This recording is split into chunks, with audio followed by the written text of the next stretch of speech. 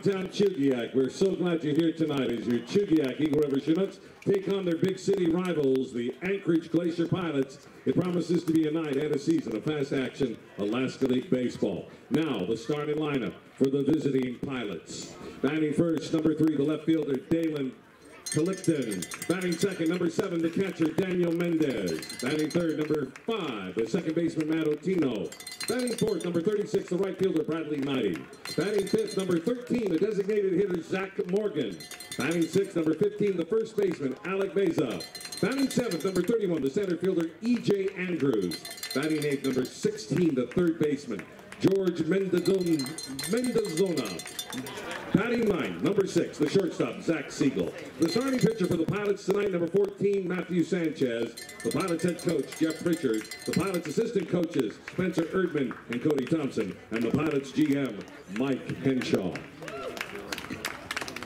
Now the starting lineup for your hometown Chugiak Chinooks. Batting first, number 5, the second baseman, Patty McCormick.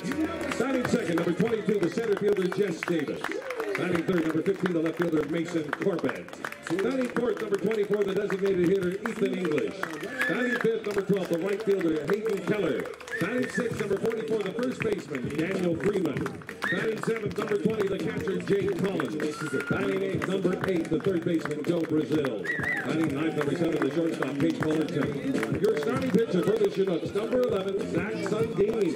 The Chinooks head coach, John Grove. The Chinooks GM and pitching coach, Chris Beck. The Chinooks assistant coaches, Dalton Smith, Troy Hervey, and Sam Potter. And the Chinooks broadcast team at Chinooks Radio on YouTube, Josh Salem and Wyatt Wewell. Ladies and gentlemen, joining us to sing our national anthem, please welcome to Lee Jordan Field, our good friend, Victoria Marsh.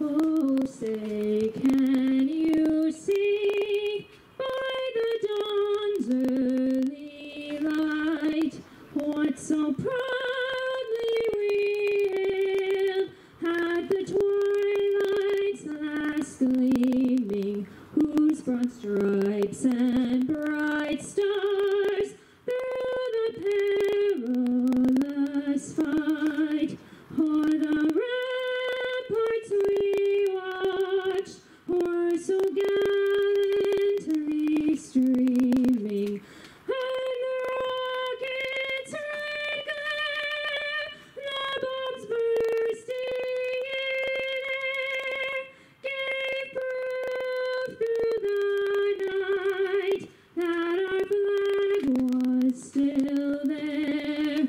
Oh, say does that star-spangled banner yet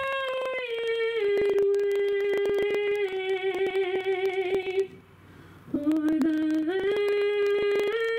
of the free and the home of the brave.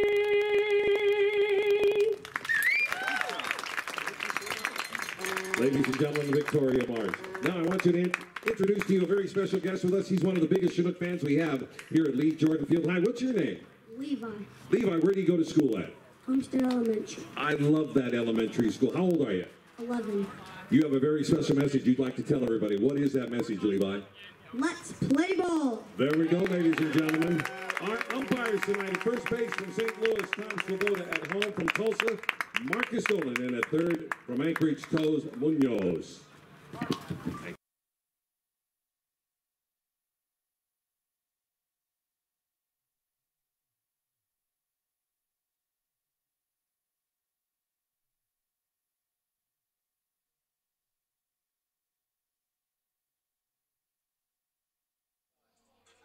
Well, we're out here at Lee Jordan Field for another day. The Chinooks took the game yesterday 6-5 against the Oilers. They're trying to build on that with Zach Sundin on the mound, making another start for the Chinooks. Josh Salem here, joined with Wyatt Wewell, and what a day it is. A great week for baseball, Wyatt, isn't it? It is. It's a beautiful day, and it'll be a beautiful day to start a winning streak. Keep it going here. For sure, and the Chinooks facing off against the Anchorage Glacier Pilots. And the Chinooks currently in last place, a half game behind the Oilers. The Oilers playing the first place Bucks tonight, and if the Bucks can win that one and the Chinooks can win tonight, they will move up to fourth place. We'll give you the starting lineup for the Pilots. Dalen Caligden, the left fielder, will lead off. Daniel Mendez, the catcher, bats second. Matt Otino getting the start at second base in the third spot. Bradley Gniting, the right fielder, bats fourth. The designated hitter batting fifth is Zach Morgan. First baseman Alex Baeza, the 6 hole. E.J. Andrews will make the start in center field as the 7 hole. George Mendozano, the third baseman, bats 8th. And Zach Siegel, the shortstop, bats 9. Strike one from Zach Sundine to get this started. Sundine making his 4th start, started the first game of the season, and Sundine with a 1-1 record. That's pitch hitting for strike 2 on the lower third. Your umpires for the night, it's Tom Swoboda, the first base umpire from St. Louis, Marcus Dolan. The next pitch is just low, a 1-2 count here. Marcus Dolan, the home plate umpire from Tulsa, Oklahoma, and Toe Munoz out of Anchorage, the third base umpire. Didn't have to go too far, coming down here to Chugiak to call third base for the game tonight. 2-2 count, no outs as we've just gotten underway. The 2-2 pitch. Curveball, ground ball to shortstop. Tate Fullerton stays down on it, shuffles to first, and the out is made. 6-3 put out to get Caligden. It'll bring up Daniel Mendez. Daniel Mendez, the catcher for the Pilots. Mendez, one of 4 catchers, Brandenburg, Morgan, and O'Boy. And Mendez coming out of Chino Hills, California, 5'11" freshman at St. Mary's. That's also located in California. 1 out, big swing and a miss from Daniel Mendez. Some numbers on Sundine. With this being his 4th start, he's got 20 2/3 innings of pitching so far this season, 17 hits given up. 6 of his 8 runs have been earned, 4 walks, and 24 strikeouts. One of the most in the league. Giving up 3 doubles, no home runs, no triples, and a 1-1 record. 2.66 ERA, and strike 2 paints the inside part of the play. 1-2 count. Chinooks are 1-2 against the Pilots. And that's going to hit Mendez in the back of his foot. So the first runner is on with the hit by pitch.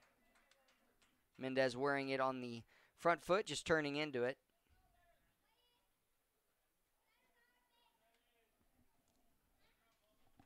Home plate umpire, Marcus Dolan, going to come over and retrieve the ball as the right-handed hitting second baseman Matt Otino steps in. We've seen him at shortstop. He had a big game against the Chinooks in his last outing. Delivery home, first pitch, and that's inside, and it's going to be back-to-back hit by pitches.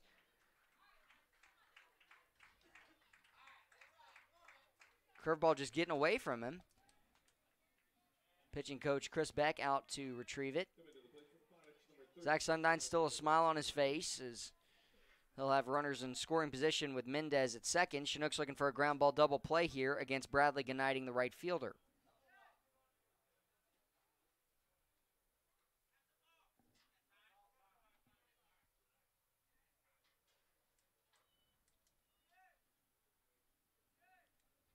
First pitch, not going, and strike 1 on the corner. Big lead from Mendez out at second. Thought about swiping third base. Wouldn't really be smart in this scenario. 0-1 count, 1 out, and you're in scoring position. Time granted. Sundine will step off.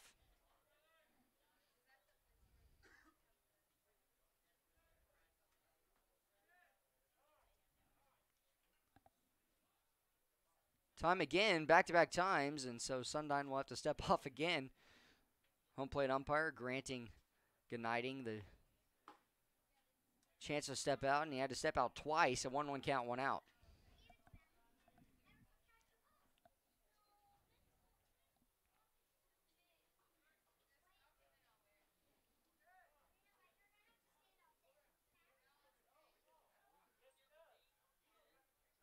And now Marcus Dolan, the home plate umpire, says that Sundine has to slow down. I've never seen that before where you have to take away someone working quickly for his pace.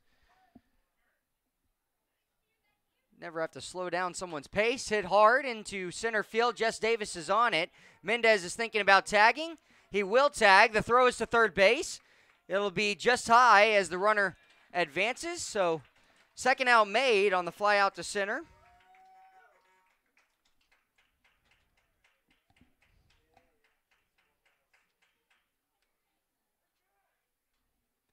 Jay Collins behind the plate will come out to call signs. Zach Morgan up next, the designated hitter, fifth batter in the inning. Wind slightly blowing out to center.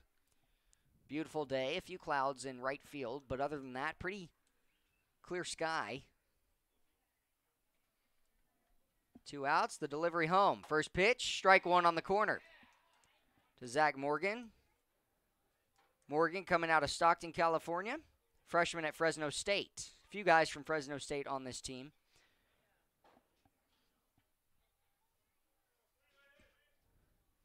Pickoff attempt to first, and safely sliding in is Matt Otino. Did not advance when Jess Davis made the out and tried to throw out Mendez going to third. I think the Pilots have definitely read the scouting report on Zach Sundine. They know that he likes to work quickly, and they're doing everything they can to make sure that doesn't happen. As is apparently the home plate umpire. Closer play at first base, and so Otino will slide in safely.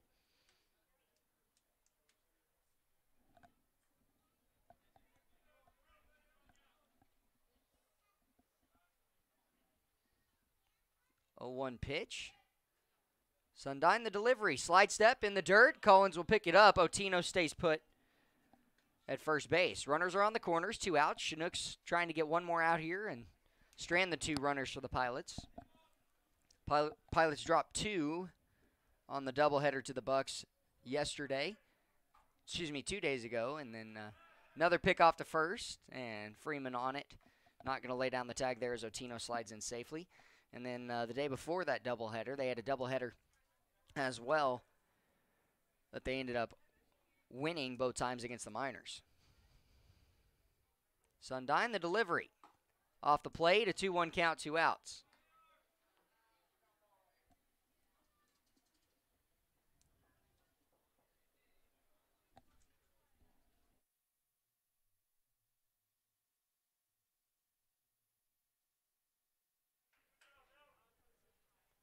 Delivery and poked foul.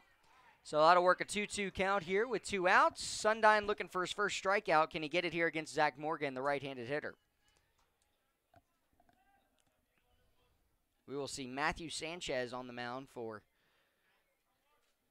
the Pilots in the bottom half of the inning. Delivery.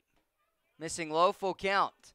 So Otino will be on the move here, and Sundine looking for a strike against the 5-hole.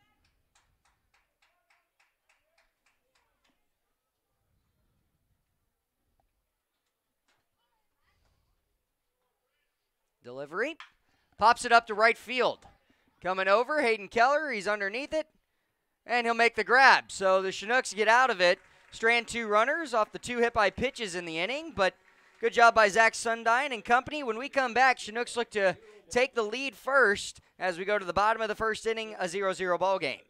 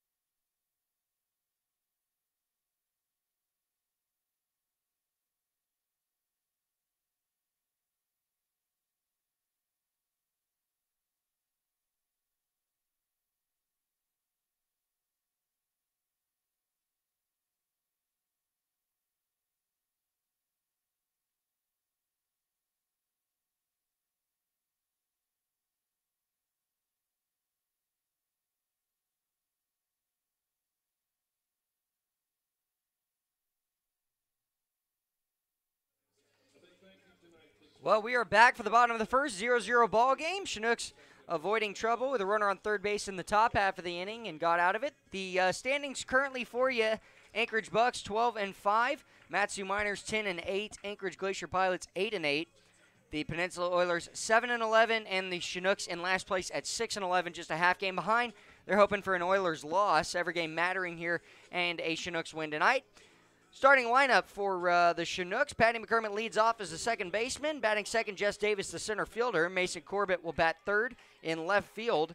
First time playing in the outfield this season. Ethan English bats fourth. The designated hitter, Hayden Keller, in the 5-hole as the right fielder. Daniel Freeman at first base hitting sixth. Jake Collins, the catcher, batting seventh. Joe Brazil at third base in the 8th spot. And Pate Fullerton will clean up the lineup as the shortstop. Ball one low on the first pitch to Patty McCormick.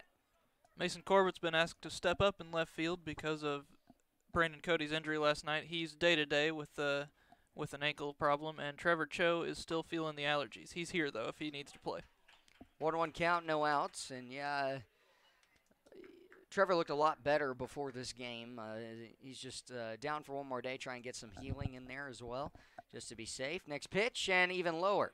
A 2-1 count, no outs.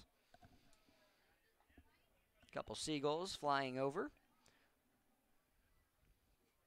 Patty McCormick has turned it on in his last few games, and he'll cap that one foul. As for Matthew Sanchez, the right-handed pitcher, Jess Davis will come over and retrieve the foul ball.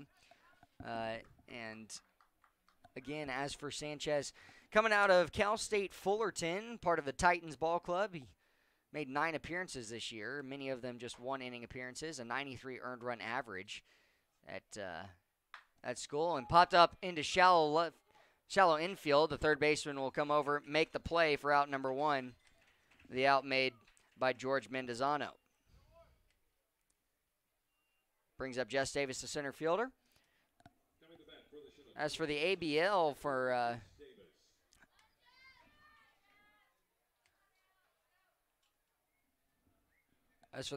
Sanchez, he comes in with a 1-0 record this season and third lowest earned run average at 110. Inside, first pitch, ball 1. Only 2 players who are lower than him in ERA are perfect at Rigsby and Mendez.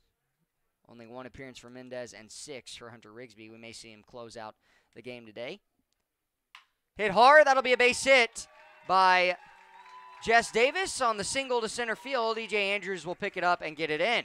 So Chinooks with the first hit in the ball game, and it's Jess Davis who 2 games ago ended his reaching in every game streak, and he started another one now for 2 straight games. Brings up Mason Corbett, who has reached in every game he's played in this season, the left fielder for the Chinooks.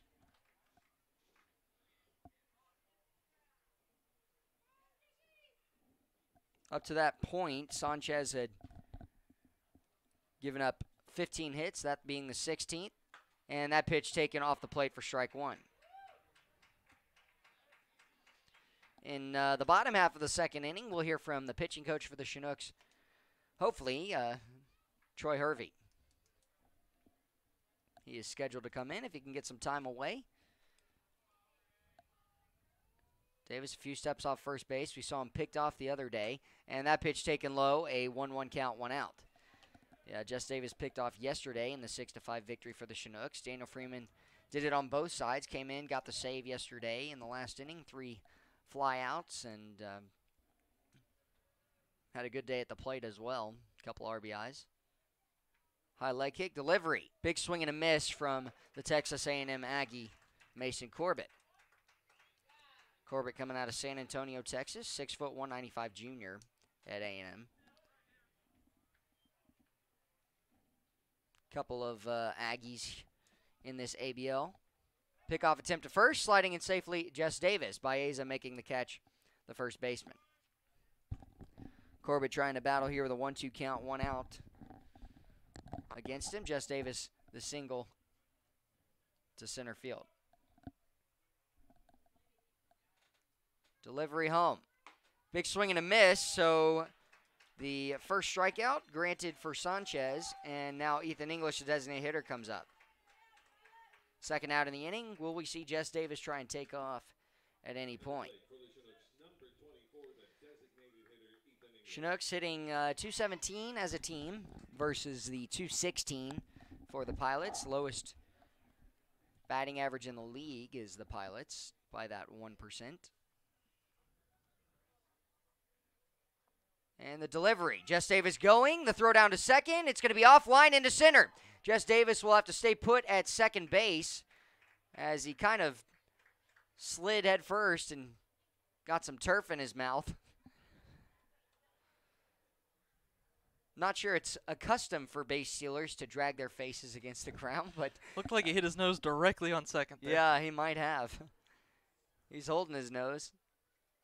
Slid a little bit late. Throw from Mendez was well behind the bag, and that's a stolen base for Jess Davis. They did a little work on the turf before the game during batting practice, They and did. I don't think Jess was ready for that. Jess's 7th stolen base of the year out of 10 attempts. First pitch taken for strike 1, and did they call the, I don't know, Wyatt, if you saw it, I couldn't see it, but did they call the first pitch a strike? I'm not sure. I didn't see it either. Sure, yeah, I was looking focused at on the stolen base. So I guess it may be an 0-2 count here against Ethan English. And Sanchez, just going to step off. The second baseman, Otino, thought about a back pick to try and get Jess Davis. And Ethan English going to have to try and battle here if he does have 2 strikes against him. That's what the scoreboard reads, 0-2 count, 2 outs. Chinooks looking for a 2-out base hit from Ethan English. Big swing, and that'll be a miss as it'll be the 3rd strike, and Sanchez thought it was just strike 2. He stood up there for a while. He realized, okay, strike 3, so Jess Davis will be stranded on the 1-out single and the strikeout from Ethan English. Second strikeout for Sanchez, and when we come back, the defense coming back out for Alex Baeza, E.J. Andrews, and George Mendozano for the top of the 2nd inning. You're listening to Chinooks Baseball on YouTube.com.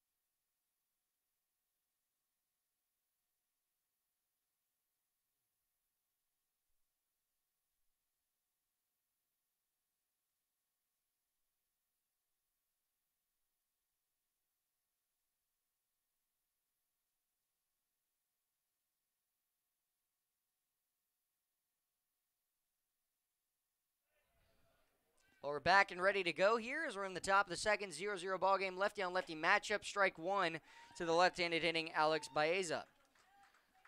First baseman for the Pilots. Defensively for the Chinooks, Mason Corbett in left field. And the curveball there, strike 2. In center field, Jess Davis. Right fielder is Hayden Keller. On the infield, Joe Brazil at 3rd. Shortstop, Pate Fullerton. Patty McCormick at 2nd. And the first baseman, Daniel Freeman. Behind the plate is Jake Collins. Delivery, poked into left field. That'll be a base hit, as Mason Corbett will catch the 1-hop. 0-2 pitch, and just missed with the fastball. First hit now for the Pilots brings up E.J. Andrews. Well, not the 0-2 pitch you want. It was working off the plate, and Sundine just left it up a little bit. Good poke by Baeza. He's on with the first hit to match the 1 hit for the Chinooks in the bottom half of the 1st inning. E.J. Andrews up next. Fastball off the plate, ball 1. Andrews hitting .220 for the team. No player for the Pilots is in the 300s. Zach Morgan, the highest average, and he flew out to end the last inning to right field. Morgan with a 275 average. Time granted to Andrews, a 1-0 count, no outs. Runner at first, Baeza. Baeza, a 133 average. Of the regular day-to-day players, he has the lowest average, but pokes one in for the first single. Does not have a stolen base this season, has been caught stealing one time. So 0 for 1 so far. 2-0 count. Next pitch. And foul tipped off of the mitt of Jake Collins. It'll work a 2-1 count, no outs.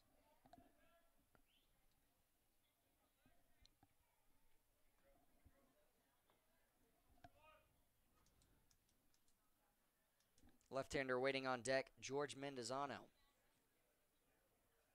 Sundine's delivery. And it'll be a 3-1 count, no outs. Chinooks stranded the 2 runners in the top of the first inning for the Pilots. And have 1 runner on for Baeza already. Can E.J. Andrews ground into a double play here for the first 2 outs of the inning? Delivery.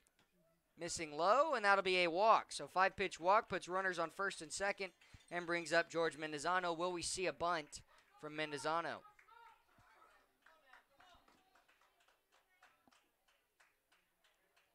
One hit for either team.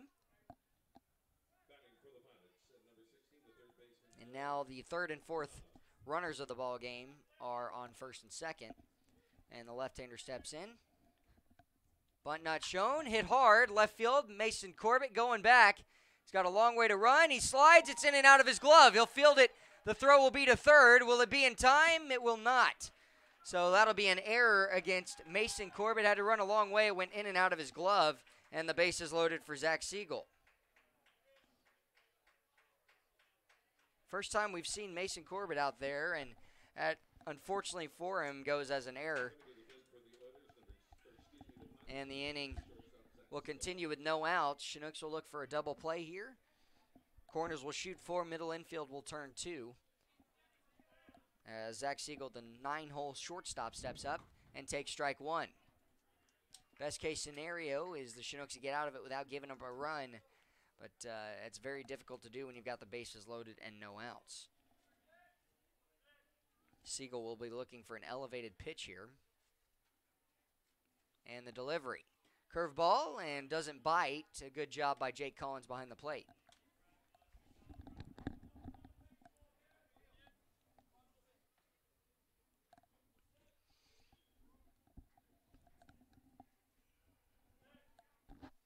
Here in the second inning, 0-0 ball game, and a big swing and a miss on the curveball.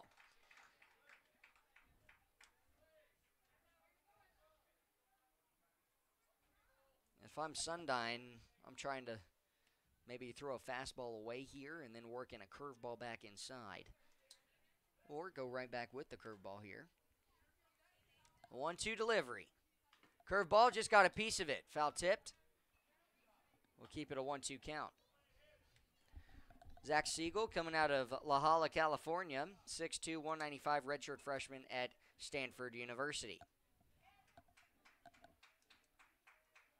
Time granted from Marcus Dolan to Siegel as he'll step out.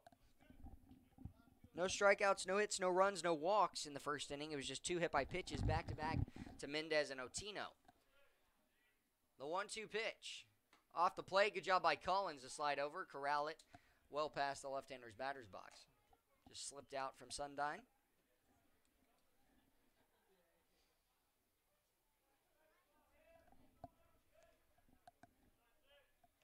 Two-two pitch. Fastball chopped up the middle. Will the Chinooks get 2 out of it? Flip to second, throw to first, and a double play. So the Chinooks will get 2 runs, and it will not be an RBI for Siegel, as it was flipped from Pate Fullerton to Patty McCormick. The back throw to Daniel Freeman, and 2 outs now.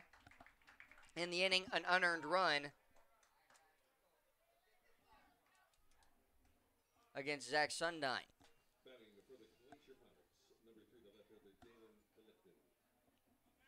Dalen Coligton, the ground out to shortstop in his first at-bat. He's up a second time around and swinging at first pitch to foul it off. Chris Beck been on the move a lot today. He's going to have to come over and retrieve this foul ball.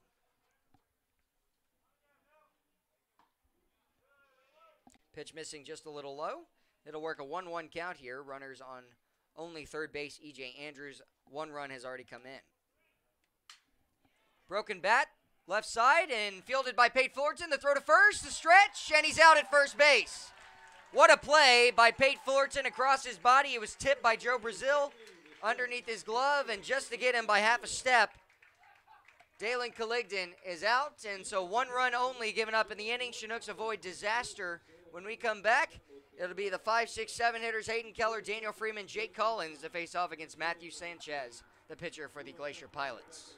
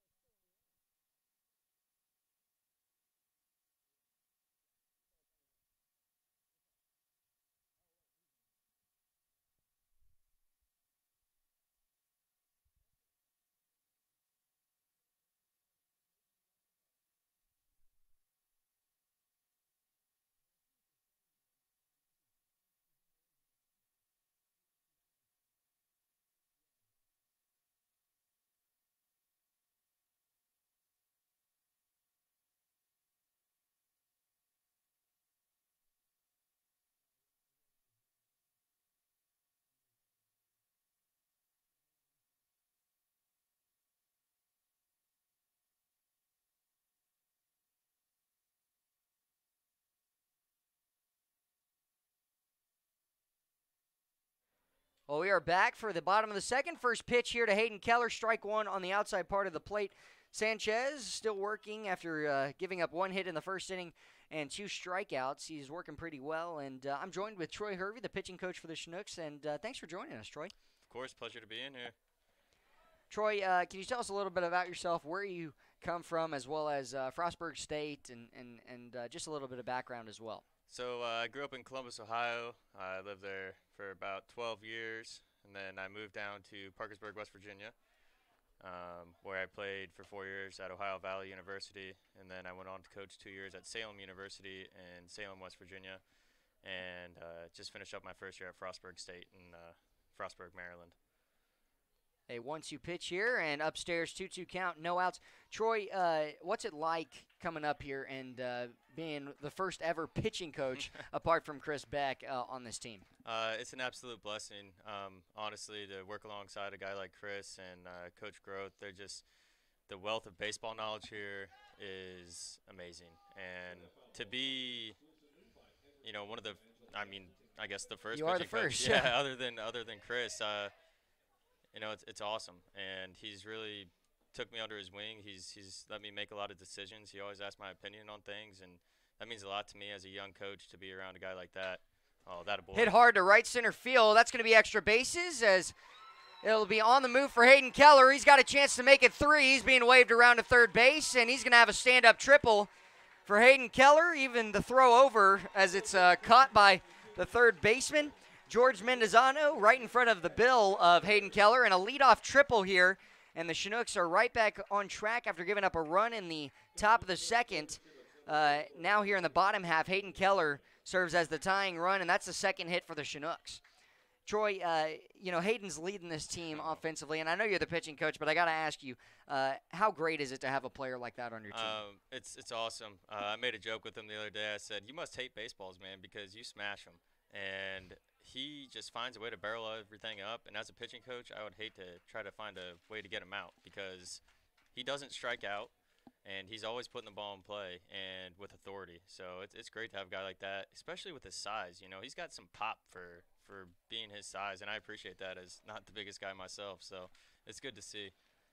Well, Hayden does serve as that tying run with the leadoff triple, a 1-1 count, no outs here. Daniel Freeman at the plate, took strike one, lower third, and here taking ball one way inside. He's trying to just put something in play here, smashes one, and I don't even have to look. It's a mile foul, was so out in front on it. But, I mean, yesterday, how big was it for him offensively and defensively to come in and get a save in the last inning?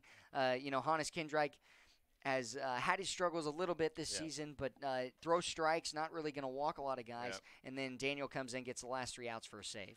You know, it was big time.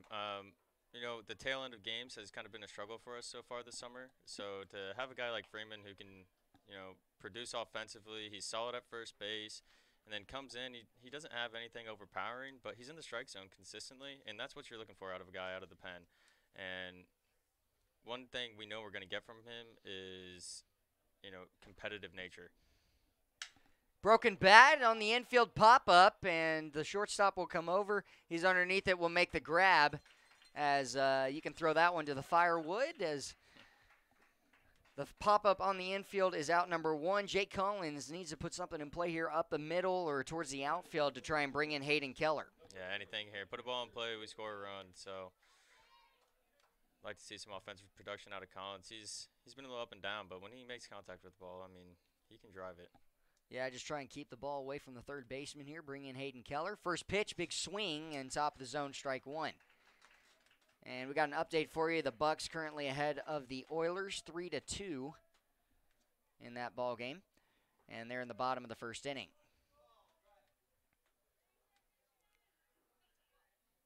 And that's strike two. Good fastball from Matthew Sanchez. And what are you seeing from Sanchez here? He works quickly and tries to get in the zone. He's right around the zone all times. Yeah, he seems like a guy that's primarily fastball changeup. We haven't seen a true breaking ball from him, but it's working well for him. He stays low in the zone. Like you said, he works quick, and that's kind of the result that we're getting right now, unfortunately. And he's either changeup, and I mean, the changeup to fastball velocity difference is what's getting our guys off balance right now. And it goes to show, I mean, personally, I believe changeup is the best pitch in baseball. And you see a guy like this is proving it right now. Yeah, and his fastball, he just blew it by Jake Collins. 3 straight pitches, three strikes, and now it brings up Joe Brazil, the third baseman for the Chinooks. And unfortunately, there's 2 outs now. Hayden Keller, the potential tying run, led off with a triple, and his first triple of the season, and now he's in jeopardy of not even coming in to score here.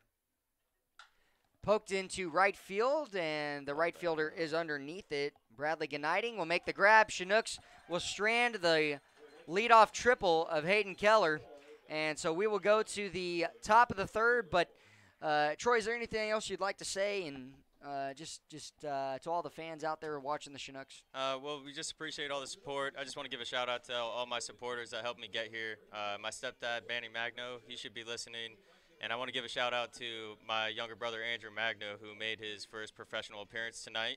He got 2 strikeouts in the 8th inning of his ball game, and congratulations to him, and looking for big things in the future from him. Yeah, too, that's pretty special right there for you, Troy, and congratulations to him. Thank you so much for joining us. And when we come back, the Chinooks will have Zach Sundine and the defense back out for the top of the third inning. 1-0, Chinooks trailing the Pilots.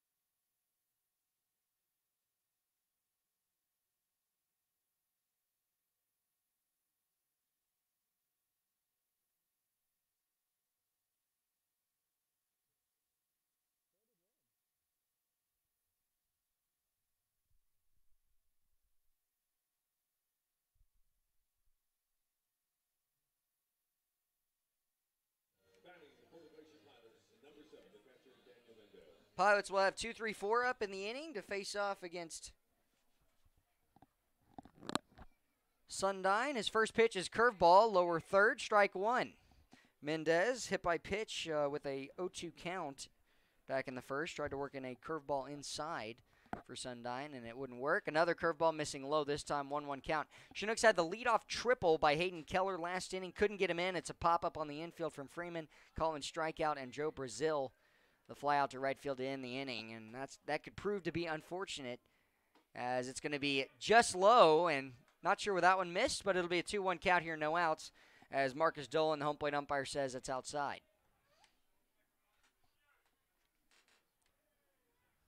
That pitch low and inside, 3-1 count here. Was a single and walk last inning, then a error that had the bases loaded. Chinooks turned a double play and then got the third out against the leadoff hitter.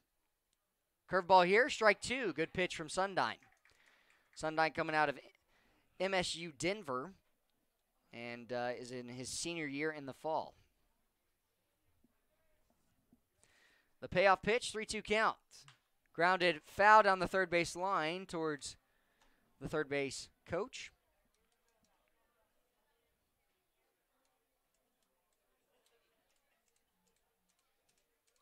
So we'll have another 3-2 count. And again, congratulations to Troy Hervey's brother. Time called by the home plate umpire.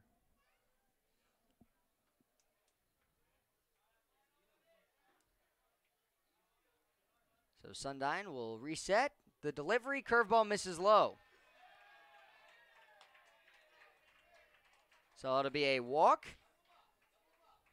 as the Chinooks look for a ground ball double play here. Matt Otino steps in, hit by pitch on the first pitch. Back-to-back hit by pitches back in the first inning.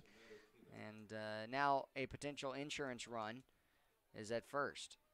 Delivery, fastball outside. Collins will catch it and reset, tossing it back.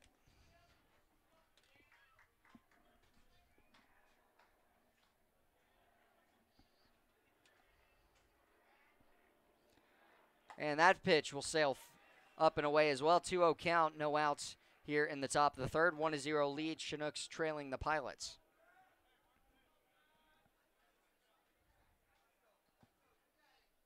Mendez at first after drawing a walk. His 9th walk of the season, second most on the team.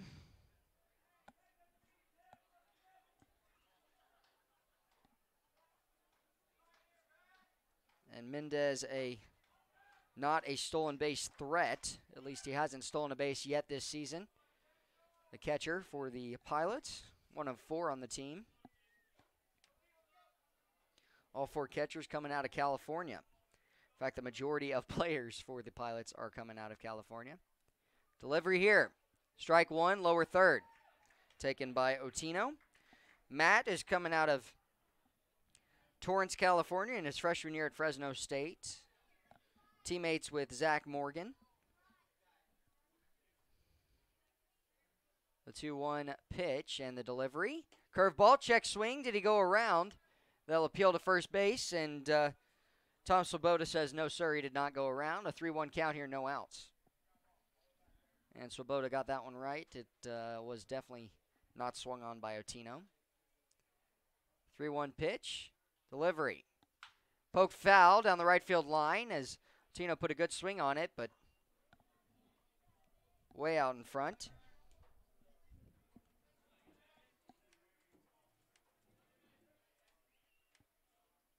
Full count pitch. Pickoff attempt to first. Mendez crawling back in safely. Fresno State Bulldogs. This season, Otino,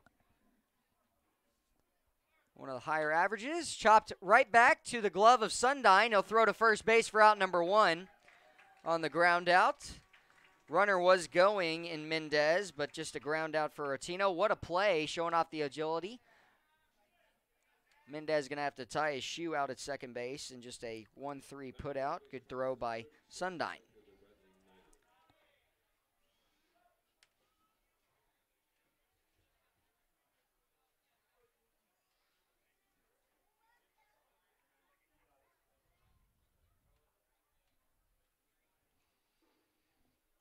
Now 1 out in the inning. Runner at second base serves as an insurance run. Otino, 213 average, is grounded out. First pitch here, chopped right back to him. He'll throw to third base, and a rundown will be made with Mendez. Not going to give it up, and the tag will be applied by Joe Brazil. Faked him out, and not a heads-up play by Mendez, who tried to take off to third base. Great play by Zach Sundine for the out. Fielder's choice will put Bradley Gnighting on. Well, Wyatt, that's the second game in a row we've seen the rundown. And both times, yesterday was the Oilers, now the Pilots, get the out made for the second out of an inning. And that's a really smart play by Sundine to keep that runner off of third base, because if he gets there, it's going to be hard to keep him from scoring. Pickoff attempt over. Almost handcuffed Daniel Freeman at first base, but it'll keep Bradley Gnighting sliding in. Zach Morgan ended the first inning on a fly out to right field. Let's see if he does it again. Delivery here. Strike one. Right down the middle. Morgan again, highest average on the team, 273 hitter. 11 hits in 40 at-bats. 41 at-bats now, excuse me. He does have 2 home runs, the most on the team for the Pilots of the 5. Curveball hit to center field, and that's going to fall in for a base hit. Jess Davis will get it in safely, and one more hit in the inning will tie the hit category for both teams.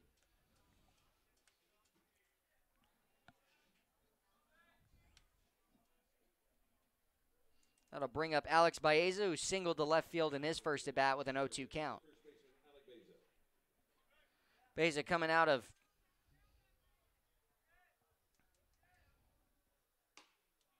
strike on the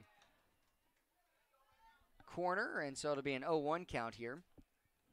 Baeza coming out of University of Hawaii at Manoa. Redshirt freshman there. South Jordan, Utah native. Fullerton retreats back to position. And Sundine will deliver. Curveball, missing inside. 1-1 count, 2 outs. Baeza, large physique, 6'4", 225 hitter. Left-handed first baseman and left-handed hitter. Chinooks looking for one more out. Have outs at every base in the middle infield and at third. And poked foul. Good fastball from Sundine. He's looking for his first strikeout of the day. Signs given from the third base coach as runners are on first and second. Will they be trying to have a double steal here with 2 strikes? 1-2 count, 2 outs. The delivery not going. A check swing, and he did not go around. So 2-2 count, 2s across the board. E.J. Andrews waiting on deck. 2 hits for either team, 1 error for the Chinooks. 1 run as well for the Pilots. The delivery. Hit hard to deep right center field. Hayden Keller going back on it. And he'll reach up and make the grab to rob Baeza of a hit. 1-0 when we come back, going into the bottom of the third inning. You're listening to Chinooks Baseball on YouTube.com.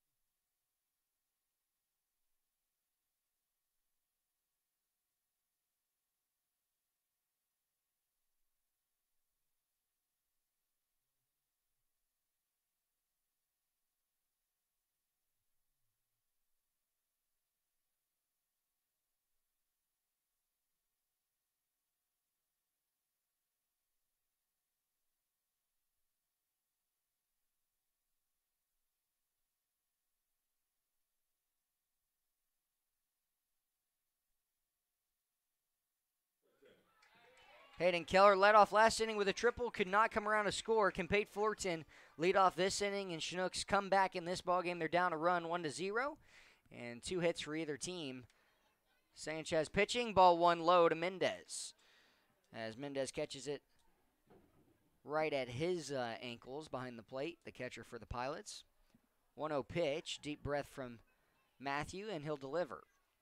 Poke foul from Pate Fullerton, the 9-hole shortstop for the Chinooks. He's made 2 great plays in the field, started a double play, and then the ending out on the throw over. 3 ground balls hit to him already. Out in front, it'll be a strike 2, 1-2 count to Pate Fullerton, who has recently committed to UAB. In 46 at-bats, he's got 5 hits, 3 of which have been doubles. 2 RBIs as well. 8 walks. 1-2 pitch. And that'll be strike 3.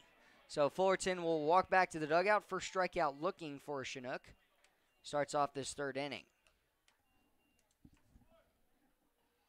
Brings up Patty McCormick, who flew out to 3rd base to open up the ball game. A lot of fans out here supporting the Chinooks at Lee Jordan Field.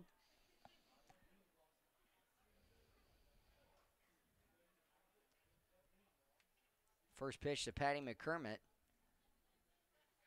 is upstairs. Ball 1, good take. Patty coming out of Hampshire, Illinois, his hometown, and a 5'7", 165 sophomore at NIU, Northern Illinois University. Check swing there, strike 1, paints the corner. 1-1 count, 1 out.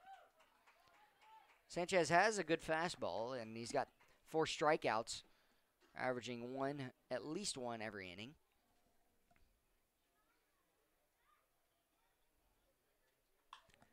Poked foul out in front. McCormick this season, hitting 154.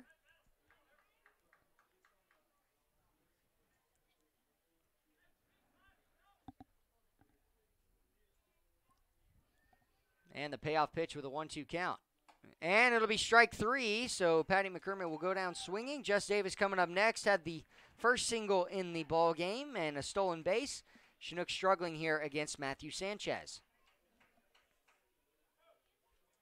Batting for the Chinooks, number 22, the center fielder, Just Davis.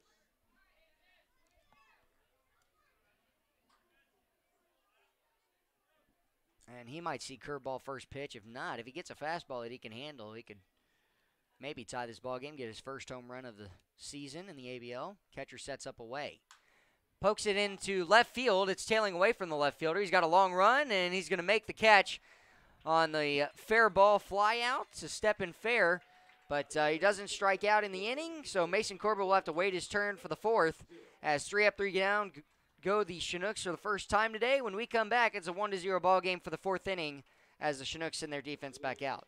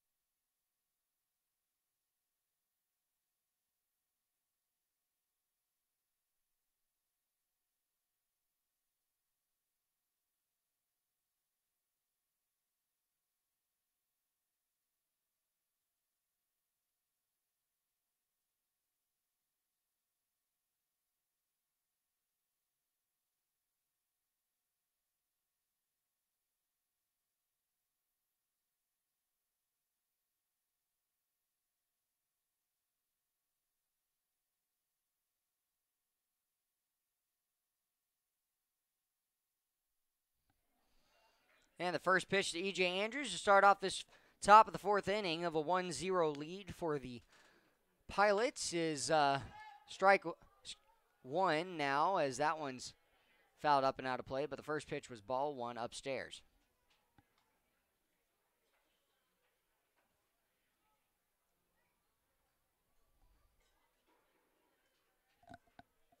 So now E.J. Andrews in his first at bat, he walked, did not come around to score though, was stranded at third base. Check swing there, did he go around? No appeal. And so it'll be a 2-1 count, no outs. Andrews leading off this fourth inning. Ground ball hit hard up the middle. Andrews with the third hit for the Pilots. Picked up by Jess Davis and thrown in. Singling right past Patty McCormick out at second base will bring up the left-handed hitting George Mendozano. Mendozano sliced one into left field in his first at-bat, and it was dropped by Mason Corbett. Andrews with speed, not bunting there, and ball one just off the plate.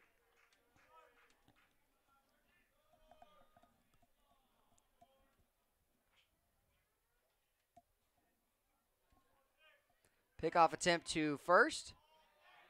And a balk called against Sundine as he didn't step towards first base, just went right back down, and now an insurance runner in scoring position. We'll see if a bunt is attempted by Mendozano.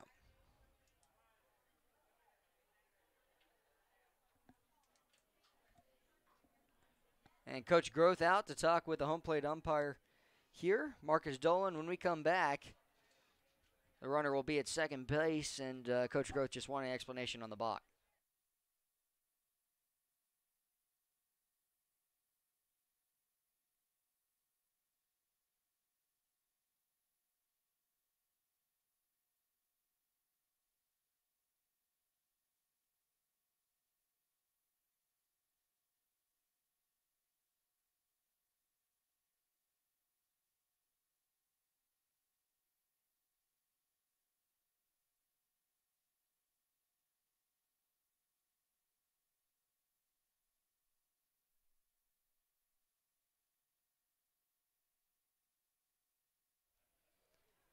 Well, the discussion between Coach Groth, the head coach for the Chinooks, and Marcus Dolan, home plate umpire from Tulsa, Oklahoma, is over with. E.J. Andrews, big lead, and the fastball, strike one. 1-1 count, no outs.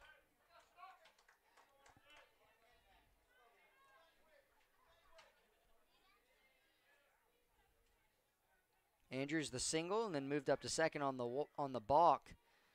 Andrews still lengthening here. The pickoff attempt, and it's going to be just stopped by Pate Fullerton, the shortstop for the Chinooks. Andrews had a huge lead out at second base, and he's continuing to grow it. And if I'm Sundine, I'm going to pause here even more and wait. The delivery home. Curveball misses low and away.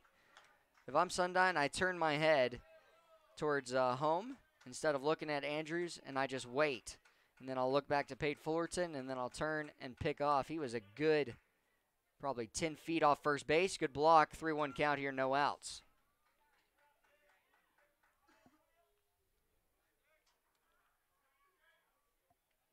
Sundine looking for an out here in the fourth inning after the balk called against him.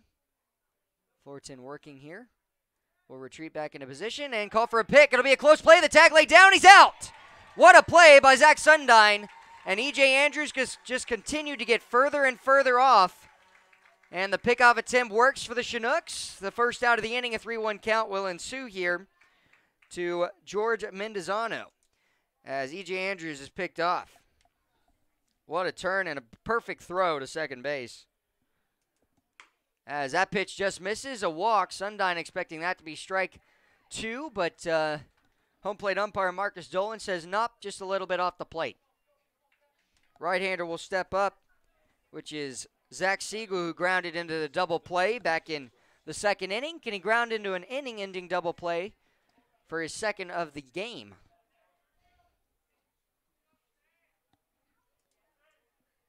That's how big that balk and then pickoff are. Delivery here. Capped foul off of his front foot. And the pitching coach, Chris Beck, over to retrieve the ball. He's making a habit of getting a lot of the balls now on the foul tips right back to the backstop. Showing off the hustle. Turned, I believe it was 42 or 43 2 weeks ago. Delivery here. Way out in front, strike two.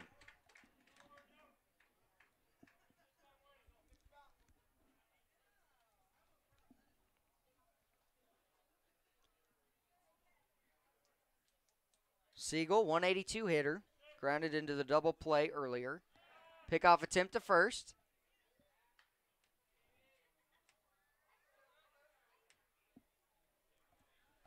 As a team, the Pilots have grounded into 13 double plays now. Swung on the fastball that was up high, and it'll be a 0-2 count continual here with one out in the inning. Pilots picked up a leadoff hit from E.J. Andrews. He advanced to second on the balk, picked off at second base. Now a payoff pitch, smashed into left field. Mason Corbett will have to try and track it down. He'll slide over, make the grab, try and get it in. They're going to wave around the runner and hold him up right there. And three guys laid out for the ball there, but runners will be held at second and third. And the 0-2 pitch for a second time, just belt high, crushed from Siegel. He's got a double, and now runners on second and third. Not the pitch from Sundine you want to see there, as it was well inside and a fastball, belt high, that Siegel just does a great job of hitting it. I don't know if Sundine tried to go upstairs with the pitch, but instead this comes as the second hit in the inning, and runners are on second, third as insurance here. Dalen Colligdon taking the pitch low, ball one. Chinooks defense going to stay back. Joe Brazil will be even with the bag. Check the runner at third base and go across. Popped up and out of play. Colligdon today, 2 groundouts to shortstop.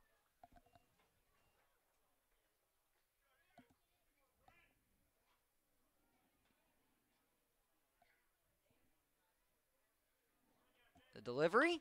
And that's going to be a shallow base hit to center. It'll be Jess Davis who'll pick it up. And they're going to hold runners on first and third. Chinooks will just get it in. Miss hit, base hit by Mendez. It's an RBI single. And so now it's a 2-run lead for the Pilots.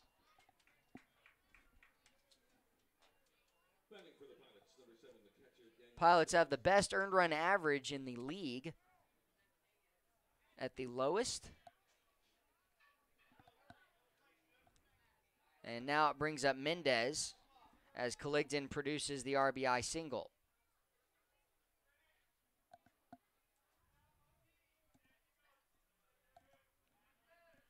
Plates Mendezano, who walked and then moved up to third on Zach Siegel's double. And now the RBI single, 3 hits in this inning for the Pilots. Justin Fox warming up in the bullpen for the Chinooks. Looking for a ground ball. Pickoff attempt to first. Sliding in safely at first base is Colligdon. Colligdon has speed. Most stolen bases in the league with 9. Been caught 1 time. Runner goes, and it's going to be taken low for a ball. So a stolen base for Colligdon. Makes it 10 on the season. He's 10 for 11.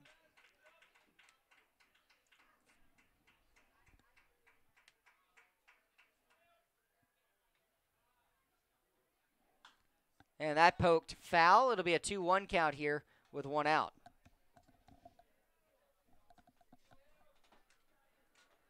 Runners at second and third. Chinooks looking for a ground out here and in jeopardy of giving up a run. Can they get a pop-up on the infield?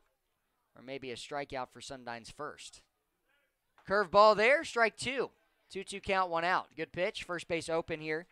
Matutino waiting patiently on deck. Otino 0 for 1 today with a hit by pitch. Mendez today has reached both times, walk and hit by pitch. 2-2 count, 1 out. The delivery. Big swing and a miss. First strikeout for Sundine. And that would have been Ball 3, but Mendez helps him out with the strikeout, his first now of the ball game. Chinooks need one more out here to strand the 2 runners in scoring position. Pitching coach Chris Beck out for a meeting with Sundyne. We'll be back in a moment. You're listening to Chinooks Baseball.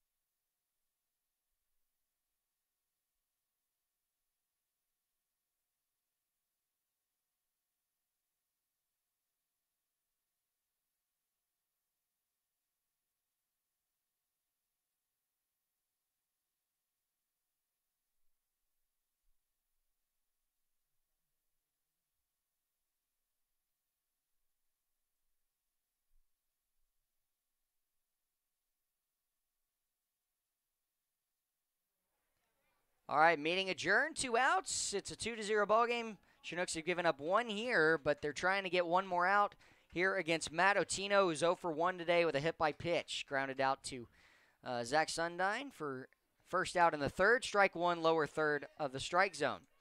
Sundyne's given up 5 hits and 1 earned run of the 2.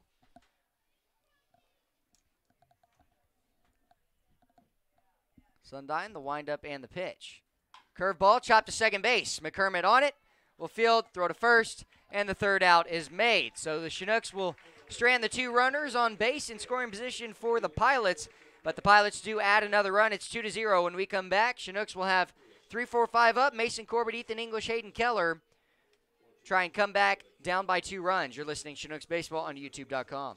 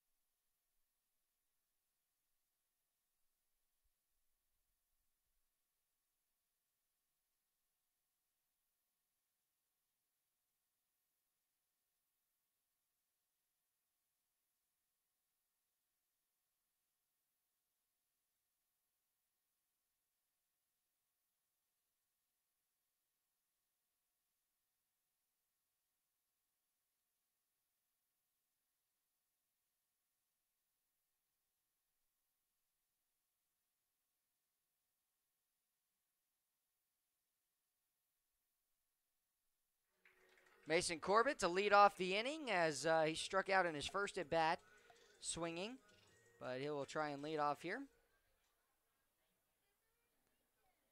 Try and get the more runners on base and get the runs going for the Chinooks.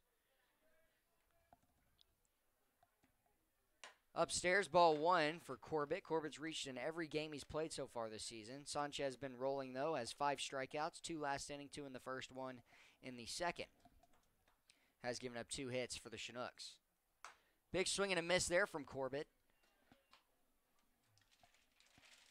Corbett yesterday hit many balls hard, had the hit by pitch RBI, a walk in the 7th, and reached by error in the 1st against the Peninsula Oilers. Hit hard, and that's going to be a base hit for Mason Corbett. So the 3rd hit for the Chinooks. He'll lead off the inning with a base hit for this bottom of the 4th inning. Brings up Ethan English, who struck out swinging to end the 1st inning. He'll look for an extra base hit, try and bring in the first runner for the Chinooks, Mason Corbett. English this season, .245 hitter, constantly finds himself in the DH spot. Hit 14 home runs as a freshman last year at Indiana Wesleyan and is transferring over to John A. Logan. Smash to left field. It's going to be way up and way back, but the left fielder is underneath it. Mason Corbett will not tag as English flies out to left field, and that ball was absolutely pummeled, but directly up, and the out made by Dalen Colligdon. Hayden Keller up next, had the triple, his first triple of the season back in the second inning. He led off the inning with a triple and couldn't come in to score. Freeman on deck.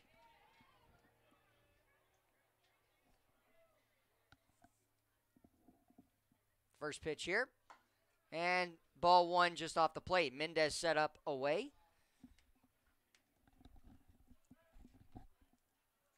Mason Corbett, 2 for 2 in stolen base attempts this season. He's got a pretty good lead at first base. And high leg kick, delivery, and that's even further out. So a 2-0 count, 1 out. Now you got a debate here for Sanchez, what you throw to Hayden Keller, who's got the most home runs on the team with 2.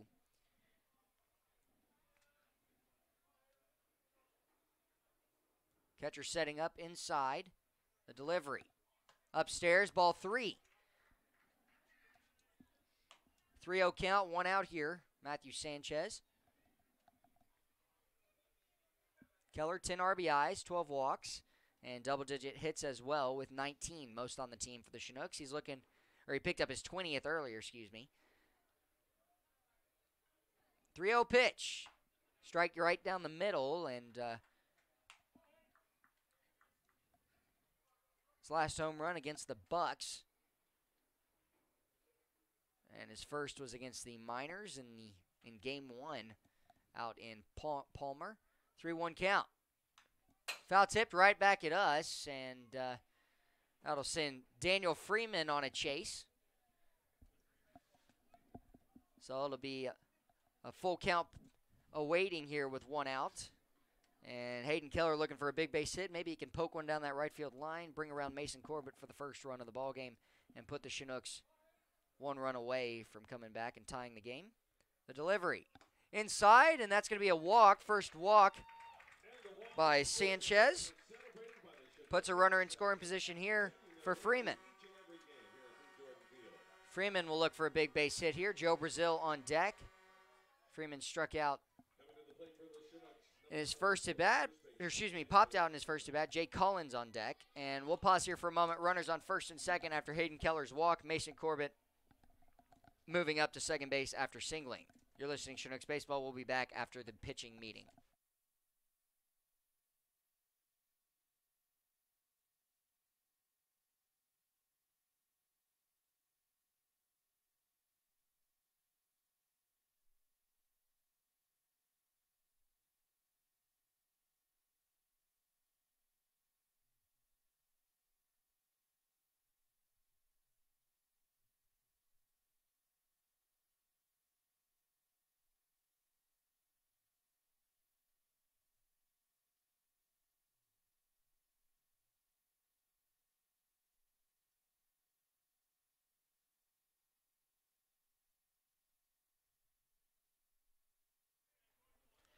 Well, we're back as Freeman steps into the right-hander's batter's box for his second time round today. Sanchez just giving up his first walk, and that pitch is inside, strike 1, called from Marcus Dolan. Freeman would look for his first home run here, and if he can get it, Chinooks are up by a run, 3-2. Freeman has the power to do it. Just can he get all of one? We missed Ethan English's for out number 1 in the inning. Big swing and a miss, top of the zone, and likely would have been ball 1. It's an 0-2 count. Freeman going to have to choke up, put something in play. Coach Groth giving him some encouragement from the third base box.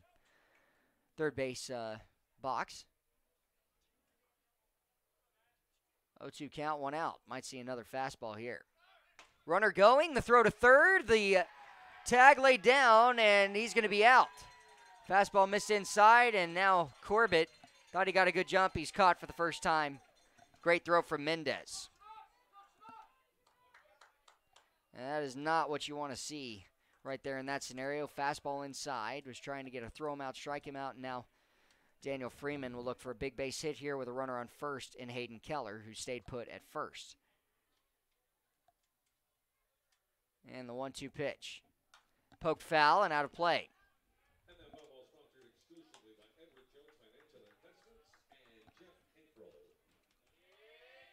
Corbett singled to lead off the inning, picked up the third hit for the Chinooks, but just got caught stealing, and now Chinooks don't have anybody in scoring position for a potential base hit from Freeman.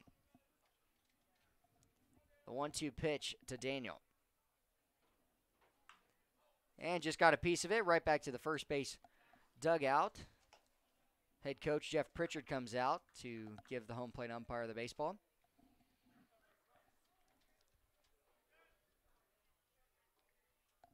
5-3 in the hit category. Pilots over the Chinooks as well as in score 2-0. Hayden Keller at first base. Keller, 3 stolen bases, not been caught stealing this season. Pickoff attempt there, and Keller sliding in safely. 1-2 count to Daniel Freeman, awaiting. This will be pitch number 5.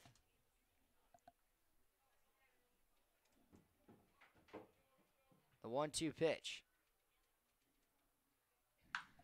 Pops it up to left field. It's a long way up there, and Hayden Keller will be on the move. Caligden will make the grab. Chinooks will strand a runner. It's 2-0. We go into the top of the 5th inning. Chinooks trailing the Pilots. You're listening to Chinooks Baseball on YouTube.com.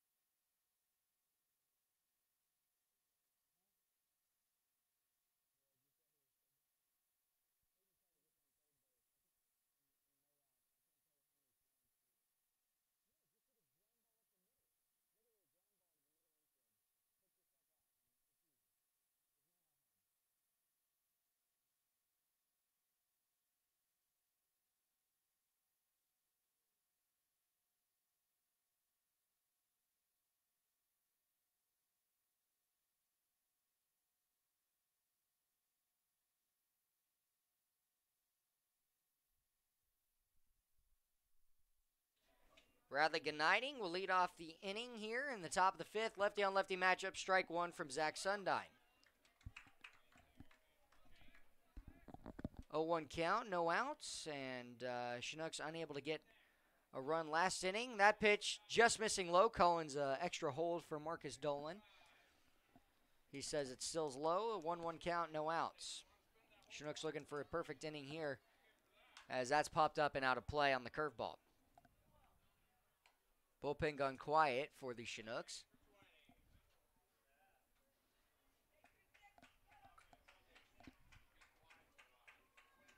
One-two count, no outs.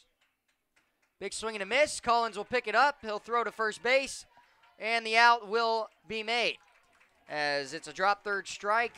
Second strikeout for Zach Sundine. A good job by Chinooks catcher Jake Collins to stick with it and throw it to Daniel Freeman for out number 1. Freeman reached offensively yesterday via the drop third strike and came around for what was ultimately the winning run in the 6-5 win for the Chinooks. Zach Morgan up next, a single in his last at bat back in the 3rd. He'll take in the dirt, ball 1, bounced off the plate. Baeza going to have to come over and retrieve the ball. Flew out to deep right field in his second at bat, Both guys 1 for 2 today with base hits.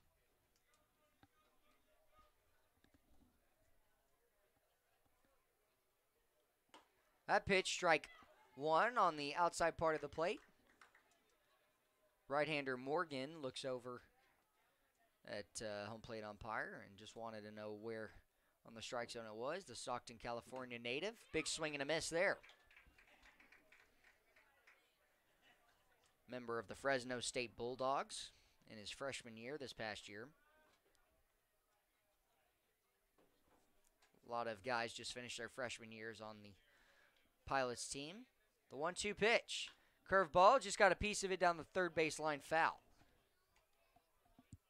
Dalton Smith, assistant coach and hitting coach for the Chinooks, out to get it.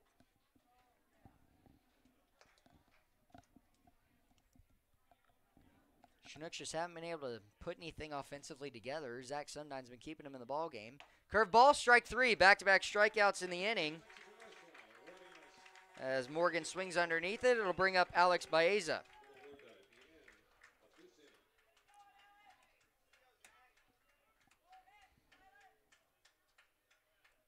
That is Morgan's sixth strikeout in 43 at-bats. Curveball first pitch to Baeza, strike one.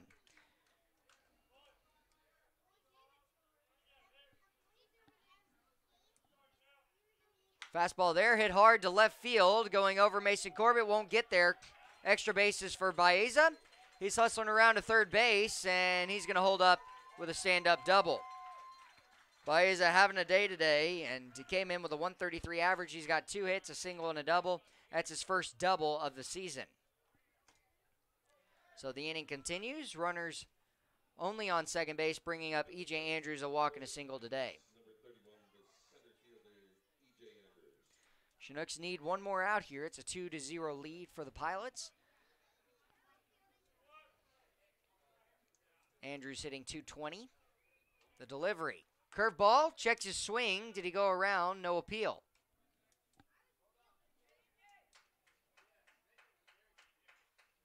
Curveball was inside. Andrews 2 doubles out of his 10 hits. Curveball there, missing the back door. Be a 2-0 count, 2 outs.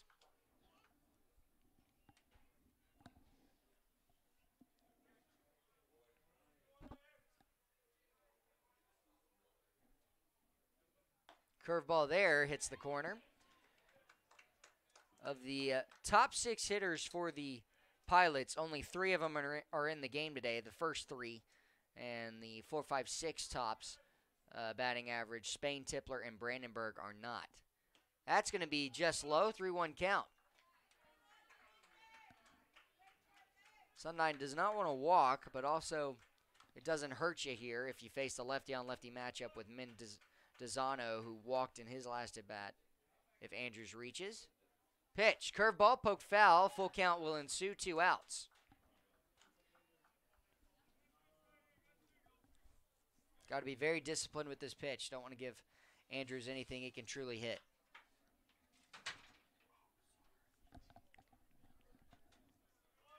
Three-two count, 2 outs. Andrews looking for one final in this at-bat, looking for a pitch he can handle. He'll call time and just step out, as granted from Marcus Dolan, home plate umpire.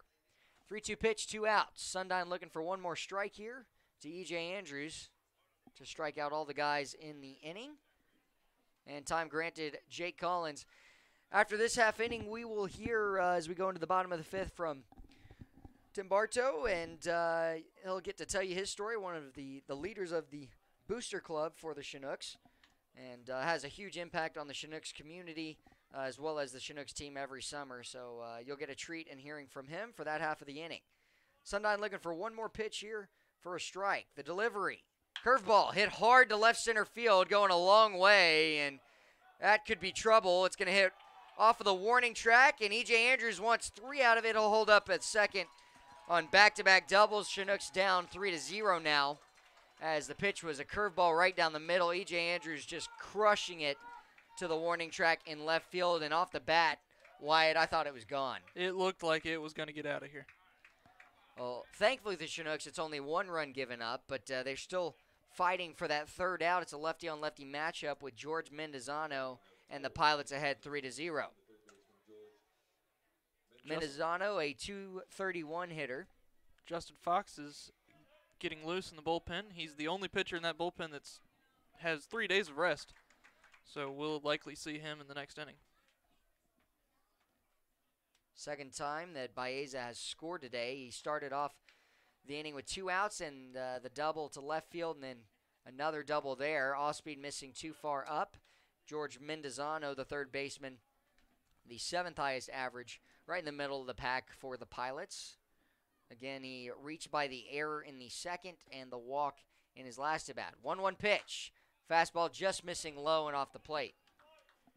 Zach Siegel on deck had the double and the double play ground out back in the second. That only kept it a 1-0 ball game for a few innings. And now Pilots have a run in the 2nd, 4th, and 5th of the ball game. Andrews, the hard double there. Pops it up and out of play. 2-2 count, 2 outs. And again, Sundine looking for one more strike. Zach Sundine coming out of Aurora, Colorado. 5'10" senior at MSU Denver. Going to be there in the fall. Deep breath from Sundine. Checks Andrews. The delivery off the plate. Full count will ensue, 2 outs. Most runs we've seen Sundine give up this season. On 2 of them have been earned. 1, the first run, was unearned. The 3-2 pitch. Fastball poked foul and out of play. Good pitch to spoil for George Mendozano. Mendozano coming out of Redmond, Oregon. The 5'11" sophomore at Oregon State, getting to stay in his home state to play baseball in college. One of the few sophomores on the team. Just him and Jackson. Oh boy, inside, a walk.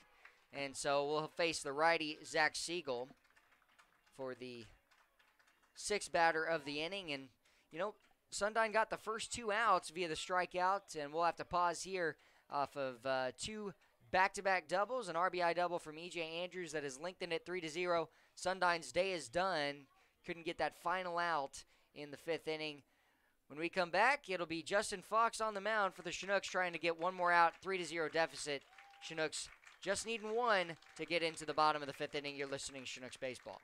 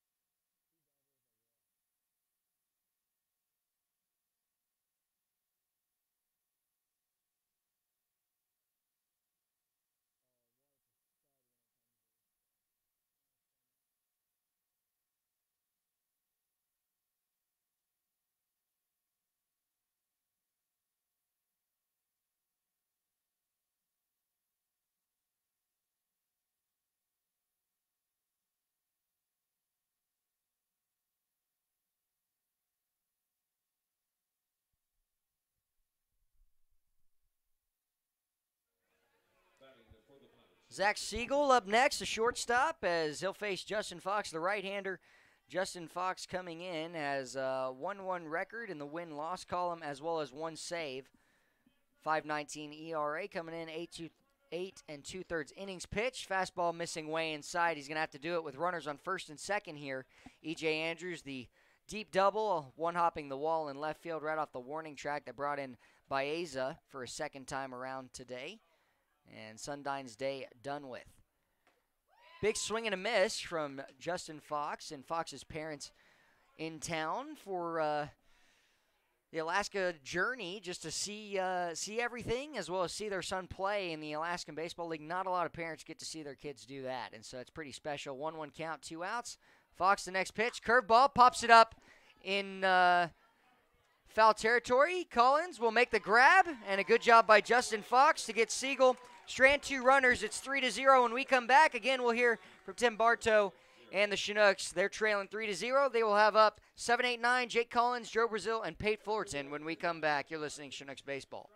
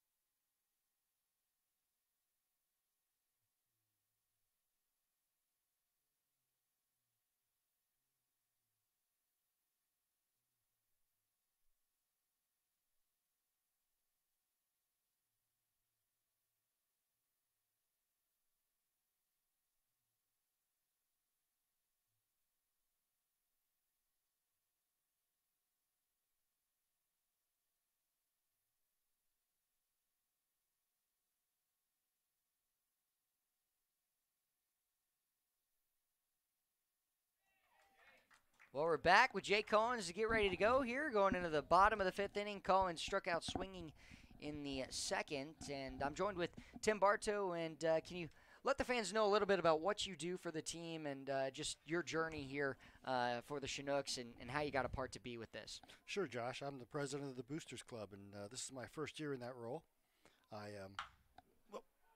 Yeah, a little hopper to second base, or shortstop, excuse me, the throw to first and the out made. Good job by Collins, just a little bit out in front. Out one made. Go ahead, Tim. I was a lifetime baseball fan. Just have always loved the game. And when this team came here, I would come out a few times a year, I'm embarrassed to say. Not more than that. And about 4 or 5 years ago, my wife decided she got into it. And after 20-plus years of marriage, she decided she liked baseball. And well, when your wife gets into it, you're definitely all that was for it, right? Man. She won't miss a game now. She will not miss a game. And the first pitch here to Joe Brazil is going to be strike one. 0-1 count, 1 out. And Matthew Sanchez has done a great job. He's up to 5 strikeouts. Didn't get one last inning, but Chinooks just haven't been able to get anything going offensively. They've got 4 innings left to do so. And can you talk a little bit about just what you do, what the boosters do, I guess, and, Sure. and how they raise money for the team and so forth? Exactly. Our team is an AIA team, so AIA pays most of the bills. Anything we can do as boosters to get some extra money is money that AIA doesn't have to spend on the Alaska baseball team. So we help out with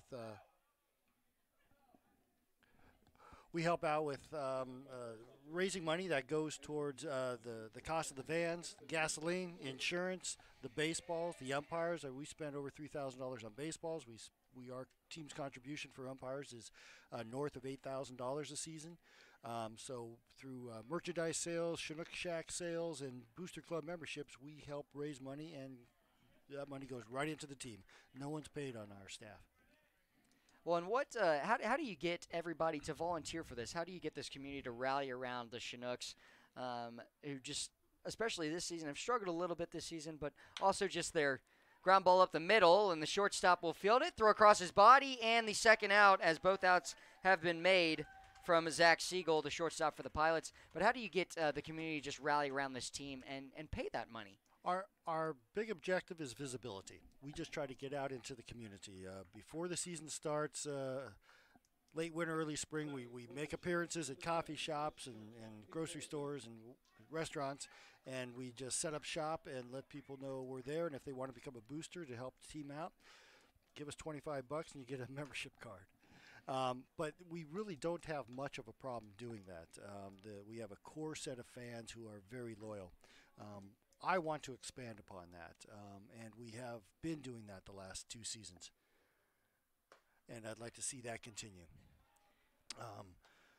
Again, the more money we raise, the less money Athletes in Action has to put into the program.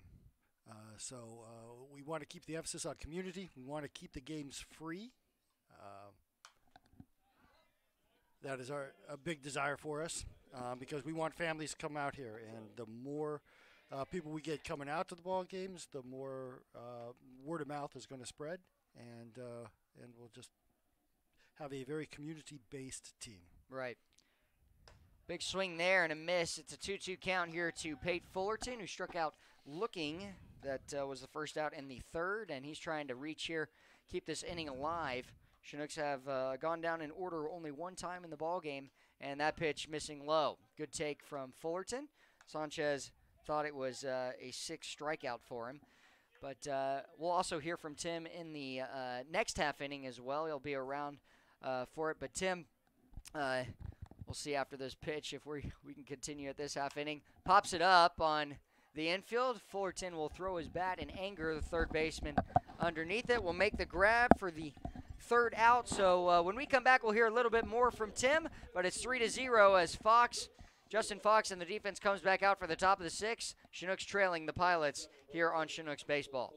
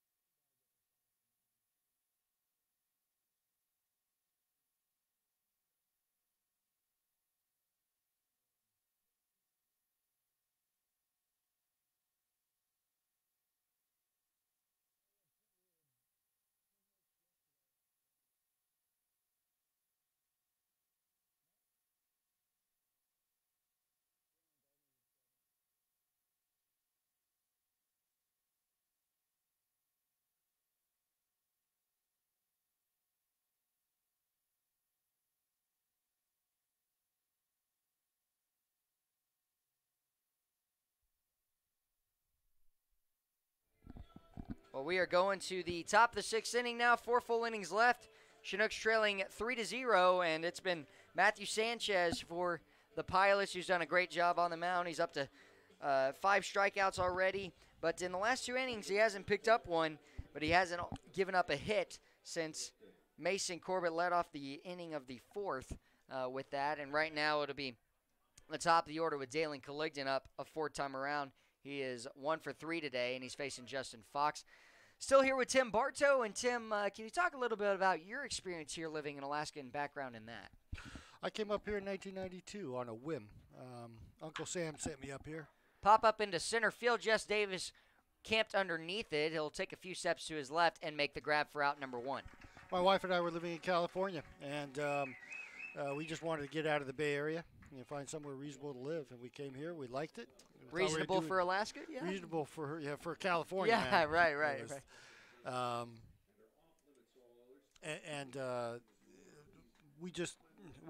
We're here on a 3-year tour, and then that was in 1992. We just never left. So our Alaskan experience has been great. It's been a great place to raise kids. That's what keeps us here. And on that first year, did y'all get connected with the Chinooks? When was the first year that you got connected with the Chinooks, and how'd you get so involved with becoming the head of the boosters? Basically? The Chinooks moved down here to Eagle River from Fairbanks in 2012, and honestly, we didn't know much about them at all when they were up in Fairbanks as the AIA Fire. The first couple of years, as I mentioned, I didn't go to too many games, but I would sneak over here, sometimes on my own. And then after we started coming some ball games, I said, this is neat. There's no better view in all of baseball. And the community really supports this team, and I just started meeting people. Yeah, it's poked down the right field line, and it is going to stay just fair. Extra bases for him, and he's going to be waved around and holds up at second. Dylan Gardner came in to play defense for Patty McCormick in this top half of the inning, and Justin Fox has just given up his first hit on the double. Jack D'Amelio to bring over the baseballs for the home plate umpire, and the inning with a double. The last 3 hits that we've seen for the Pilots have been doubles, and the Chinooks just haven't been able to keep the doubles off, and the majority of the hits today, over half of the 8 hits for the Pilots have been extra base hits. Ouch. Yeah, it's tough to, you're making quality pitches. Sundyne struggled a little bit with getting ahead and then making that third strike there. He left a few pitches up, and Pilots did a great job hammering him on that. But at the same time, Sundyne did well. He put the Chinooks in a position to still win this game. It's 3-0 right now, and there's 4 innings left. Chinooks don't want to give up another here as Daniel Mendez picks up his first hit of the day. And that pitch in the dirt, good job by J. Paul Fullerton to slide over and make the grab. Let's hold him here and then get the bats going. Fullerton also entering in this half inning. Play catcher, for Jake Collins. So 2 defensive changes. That pitch, strike 1 on the inner half. And what do you think? You've seen your kids grow up, but what's it like? Speaking from Justin Fox's parents' perspective right now, since they're watching their son play, and Brandon Cody, who's not playing tonight after getting hurt last night, just off for a few days.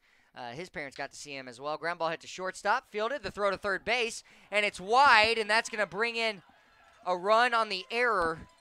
And it's almost like Pate Fullerton should have just gone to first base there. He made a great play, heads-up play, but threw it wide of Joe Brazil. And unfortunately, that's an unearned run for Justin Fox and makes it a 4-0 ball game. But what's it like for Justin Fox's parents to watch him play here in the ABL? They're having a great time. They've been sitting down with us down the left field line, and Justin's mom and my wife are getting along like ham on rye. And they're doing every day. They're going out doing stuff. They did the 26 Glacier cruise today. Yesterday they were down to Alyeska, took the tram, went to the animal park. Chop to the right side. Daniel Freeman will step on first and take it himself, and that's where the decision for Fullerton to just throw across. You just want to do that, even though you're trying to get the lead runner. I understand that, and if that run comes across to score, but you take your chances with the way Fox is pitching right now. Bradley Gnighting going to come up with a runner, Zach Morgan going to come up as Bradley Gnighting grounds out to first base. Go ahead, Tim. Yeah, that's right. I was going to say Justin's brother's here too, and they're just going out and doing stuff, and I think Justin's brother, Tanner, likes what he sees. The weather has been absolutely perfect this week. It's something else. It's like Texas. Man, That's how I feel right now. And even the Texans are getting warm, and there's something about the angle of the sun. There was a story in the news last year about that. Why does 70 degrees in Alaska feel so hot? Yeah. Like 90 degrees elsewhere, and it's because of the angle of the sun. More of your body is absorbing the sunshine. Well, I've never heard that before. Yeah. Right or wrong. You learn something new on the air every time. Good job by J. Paul Fullerton to keep that one in front. Tim, one last question for you here in the top of the 6th inning, a 4-0 ball game, 2 outs. Chinooks looking for one more here against Zach Morgan. But, Tim, what's been the highlight of being down here in Alaska since you moved over? Well, I would be remiss in saying it, not saying that it was having 5 kids here, man. Right. And raising them here. That's what has kept us here, that it's been a great place to raise our children, especially here in Eagle River.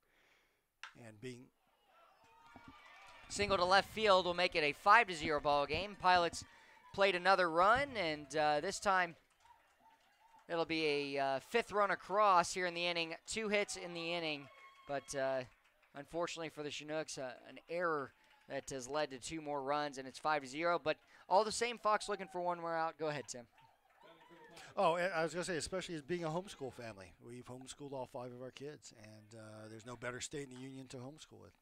Yeah, can I tell you a real quick fun story? My wife was born and raised in Hawaii. When we got here, she had never seen snow before. We came up on our house hunting trip, and it was snowing, and she was catching snowflakes. I remember her. She caught one, and she looked at me. She said, "It's cold."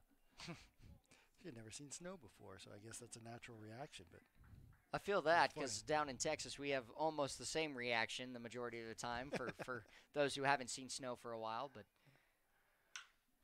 that's going to be another hit into left field off the left-handed Alex Baeza, and he's got 3 hits today, a double and 2 singles, brings up E.J. Andrews.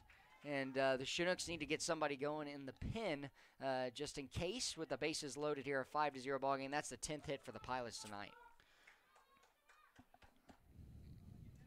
Well, did you ever play baseball growing up, Tim? I did. I played baseball. Baseball was the most important thing in my life through high school. I still go back to reunions and stuff. They say, "Hey, Mr. Baseball." Mr. Baseball. Mr. Baseball. And you've got quite a collection at your house of just baseball memoirs. I do. I have 400 Cincinnati Reds pennants, which is absolutely ridiculous, and I have a big autographed baseball collection. I mostly came from my dad. He's just been very generous to me, and he liked collecting things, and he was the one who taught me about baseball and taught me the love of the game. And so he handed some of those down to me. Is it more ridiculous to be a Reds fan, or is it more ridiculous to have that many? Off the end of the bat, over the glove, and it's going to be trouble again. Keller will pick it up, the throw to third base, and it will not be cut off. Good job by Joe Brazil to get it. But a single, an RBI single at that for E.J. Andrews will keep the inning alive at 6-0. Chinooks trailing, and that's the 11th hit, as well as the third in a row. It's more ridiculous to have 400 baseball pennants for one team. I'll remain a loyal Reds fan. I grew up with the big red machine, so I'll always remain a Reds fan. Brian Cardone warming up in the bullpen right now, and Chinooks have 2 games in the next 2 days as well before their off days Friday and Saturday. The Bucks will come here to Lee Jordan Field and play them 1 game on each day, and you know, speaking of family, I'm excited. My family's going to come down starting tomorrow. They fly in when we're playing, and they'll be here for a week. So with those 2 off days, we hope to have some fun, take them places. But, yeah, it'll be fun. Hopefully you'll get a chance to meet them, Tim. I would love to meet them. And they'll be here for Military Appreciation Night on Thursday, which is always a big night for us here. This is a big military community. And they promised, I heard it's promised to be the biggest military appreciation night. We got some fun things in store. Yeah. The Army Guard should be bringing us a static display. We'll have a uniformed service member from each of the branches. Then we're going to introduce also our loyal fans who are veterans, which are many. Alaska per capita has more veterans than any other state. Yeah, and the military base is really close as well. Very close. Yeah.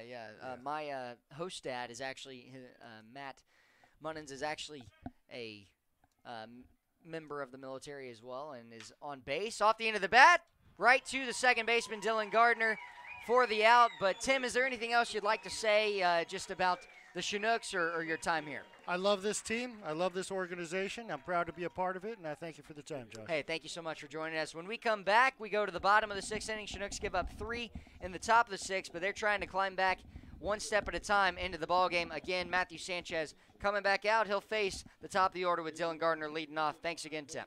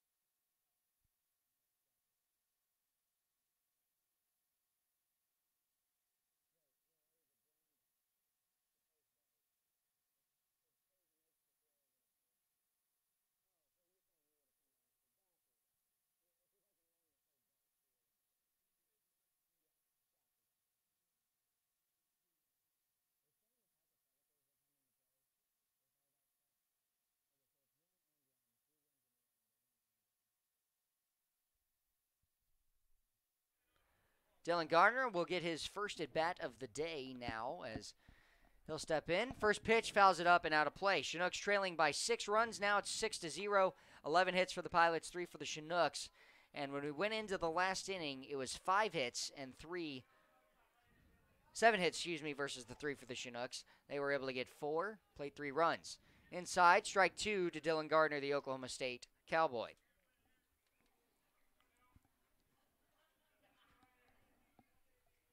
0-2 pitch, and Matthew Sanchez beginning the windup. Low and inside.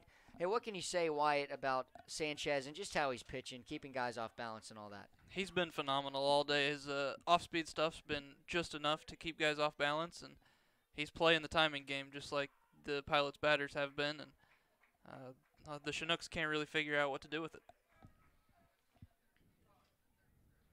Fox giving up a few hits last inning, and this pitch is going to be spoiled by Gardner. He'll foul it off and out of play. Trying to be a leadoff here, get something going. Jess Davis on deck, Mason Corbett behind him. Brian Cardone warming up in the bullpen. We'll likely see him in relief for Fox. Pitched an inning and a third. Poked foul and out of play. Good job by Gardner, putting a good swing on it.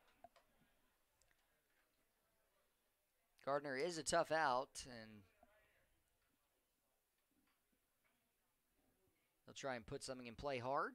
Pick up his first hit of the season. Catcher sets up away. Delivery, and it'll be ball 2, well off the plate, caught by Mendez outside his body.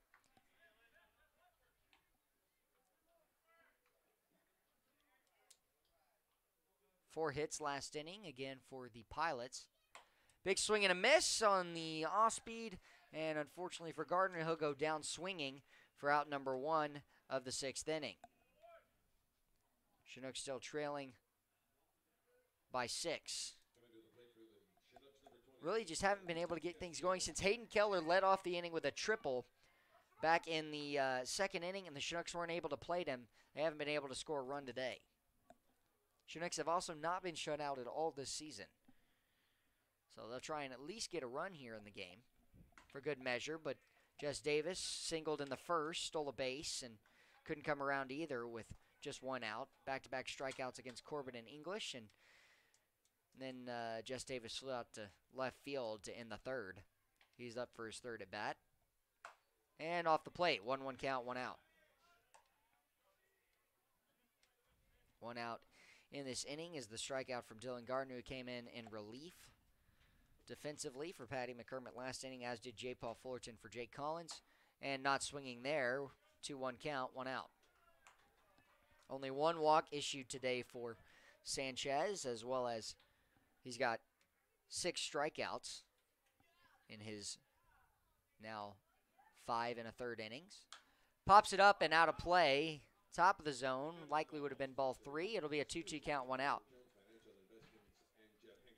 Corbett singled in his last at bat, as well as struck out in the first. The Texas A&M Aggie on deck.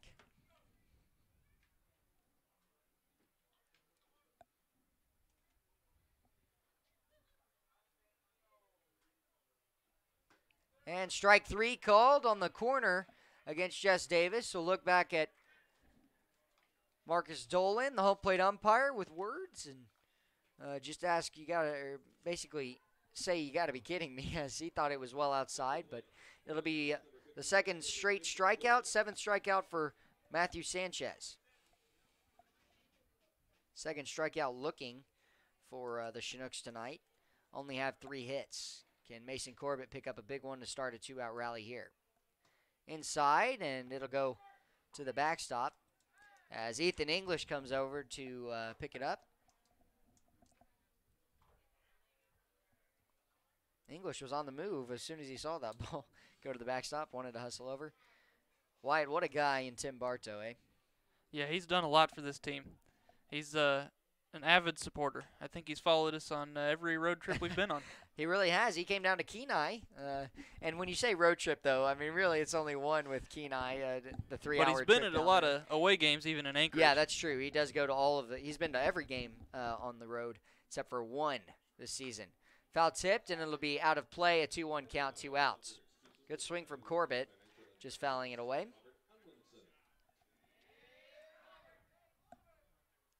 6-0 lead, and in the last 3 innings, the Pilots have gotten at least 1 run, 3 in the top of this inning.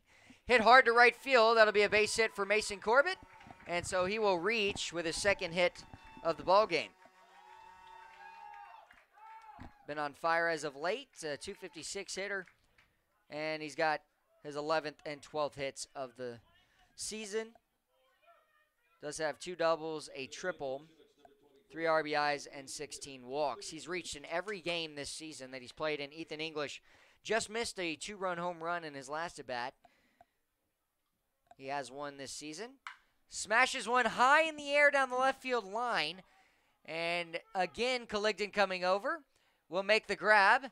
And That'll be the third out as Mason Corbett will be stranded on the flyout from Ethan English. High flyout again, just missing it. And so 6-0, we'll go to the final 3 innings. Going to the top of the 7th inning, Chinooks send the defense back out as when we come back, it'll be 9-1-2, Zach Siegel, Dalen Colligdon, and Daniel Mendez to face Brian Cardone, the new pitcher for the Chinooks.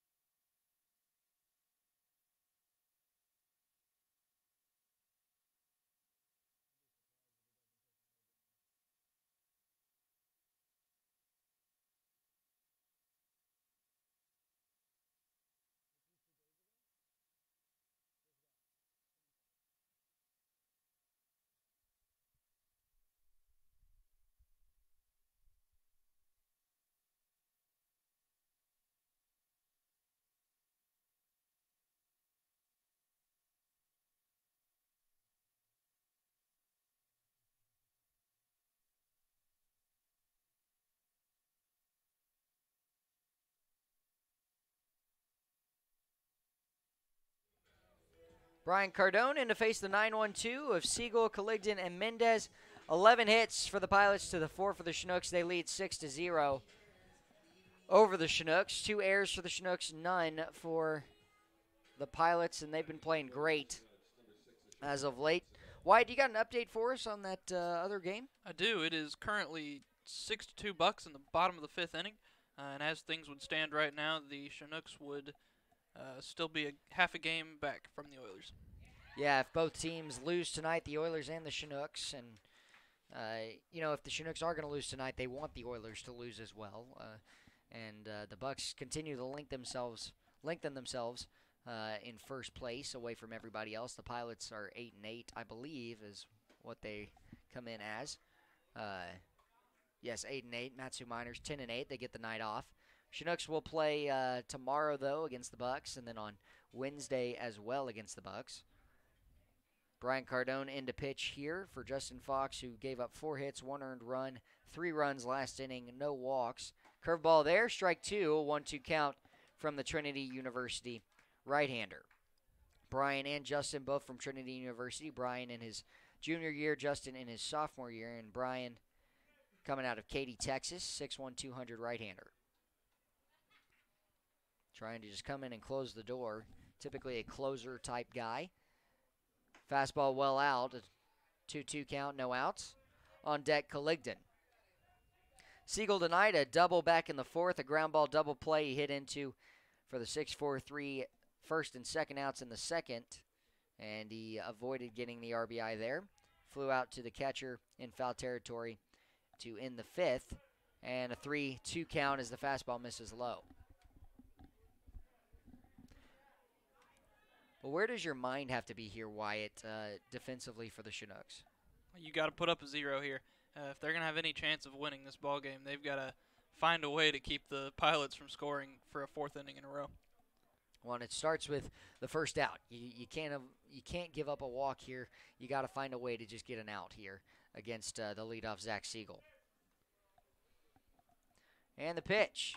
Big swing and a miss. Strikeout for Zach Siegel. We'll record that out as the first out for Brian Cardone. And Brian has really done a great job all season. Really had only one outing that he struggled in. But Brian has really looked great since then. His ERA 7.04 does not do him justice. He is now making his 7th appearance, giving up 9 hits. 6 of the 7 runs given up have been earned, 7 walks and 5 strikeouts. Fastball misses low and away. He's only thrown for now 8 innings on the mound. And he gets the leadoff Siegel swinging. Dalen Collignon, the left fielder, for the second guy up in the inning, hitting for 5th time tonight. And he'll cap a fastball up and out of play.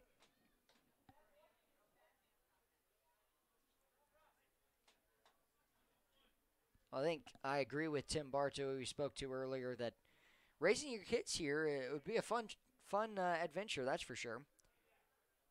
Curveball, and he, regardless, went around swinging. As the 1-2 count here, 1 out, and Brian Cardone has one incredible curveball at that. He does. It is nasty.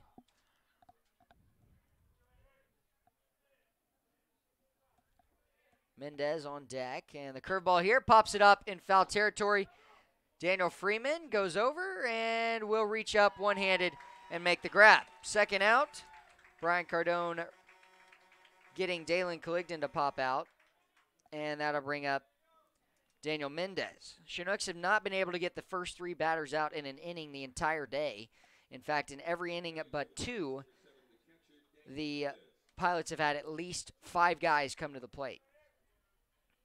In every inning but 1, the Pilots have had 5 guys come to the plate. And that 5 are in the 3rd and 1st innings. The 2 innings where no runners scored. Curveball first pitch from Brian Cardone, strike 1.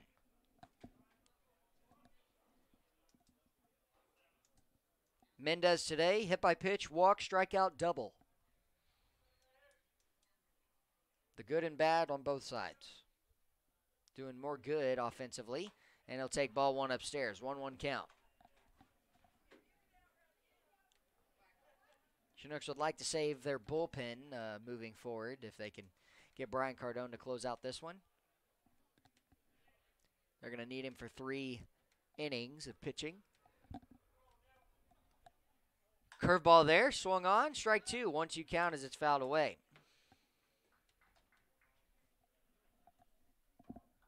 Wyatt, your parents going to make it up this summer?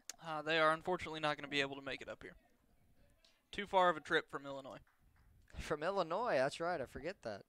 That is quite a ways. Yeah, we're coming from Texas for my parents, and so I feel that. 1-2 pitch, foul tipped into the in and out of the mitt of J. Paul Fullerton. In the bottom half of the inning, it's Keller to lead off. Freeman and J. Paul Fullerton, the 3 batters. Fullerton will get his first at bat, and he was a big hero yesterday. Plated Daniel Freeman on the RBI single to left field, all the way from first base. Daniel Freeman came around to score. 1-2 pitch in the dirt. Good block from Fullerton.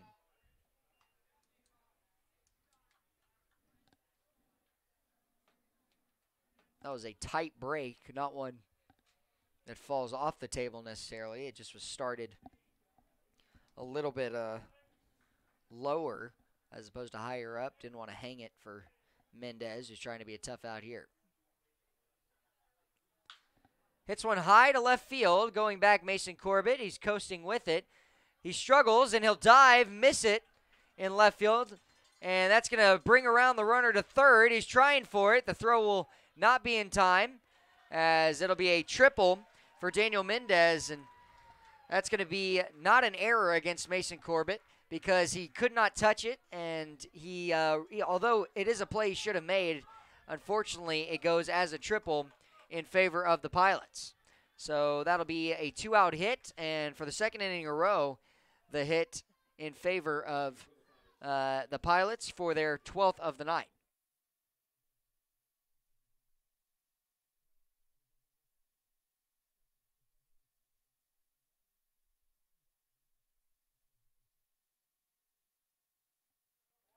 Curveball hitting lower third of the strike zone. And for Mendez, that is the triple, as Mendez's first triple of the season. Chopped up the middle, and tough play in and off the glove of Dylan Gardner, and that will bring in a 7th run.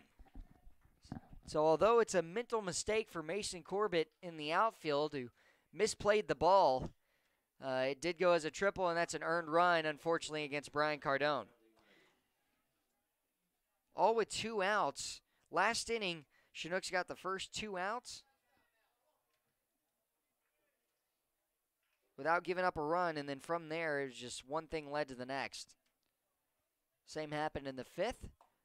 Fastball missing inside from Cardone.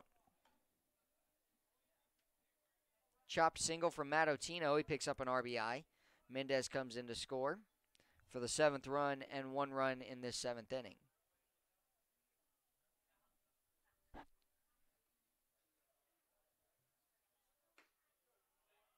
Strike on the corner, 1-1 count, 2 outs.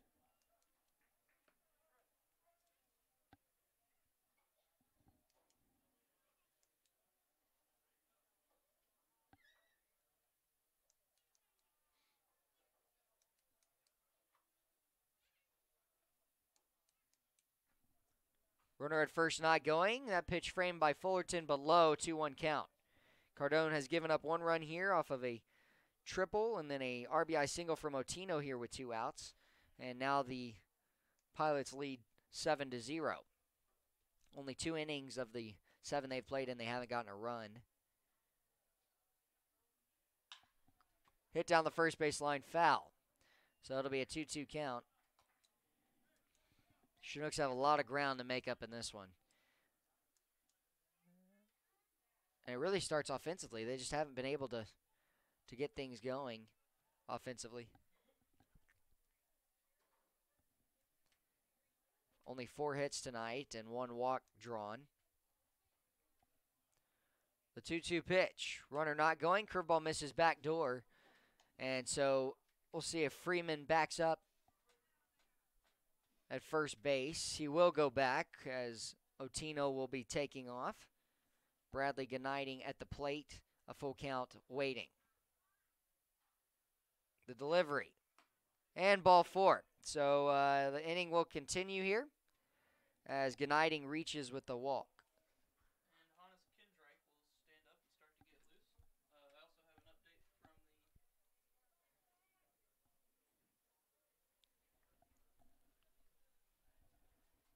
So we will pause here for a moment as Hannes Kindreich warms up in the bullpen, and we'll be back in just a second.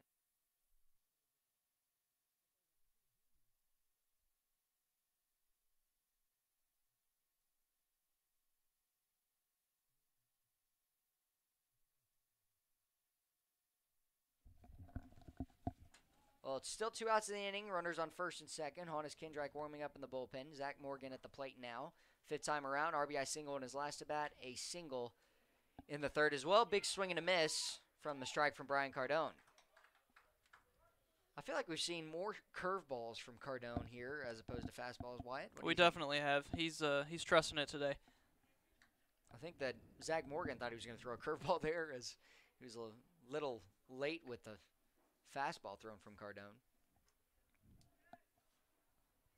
Curveball there, and big looping fall off the table curveball, 0-2 count. Chinooks just need 1 more out here. Have given up 1 run on the RBI single from Otino to score Daniel Mendez, who tripled. Mendez today, hit by pitch, walk, strikeout, double, triple. And right now, he's on pace to get another at bat. Runner goes, delivery, and ground ball up the middle, and runners will be on the move. That ball is just perfectly placed. Curveball hung over the middle of the plate. 8-0 now. Pilots have gotten it going today with their 14th hit.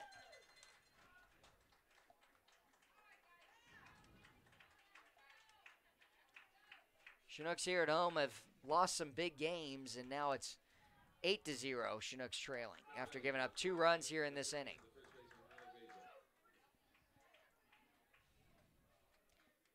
Matt Otino coming around to score. Bradley Gnighting to third base. Runners on the corners.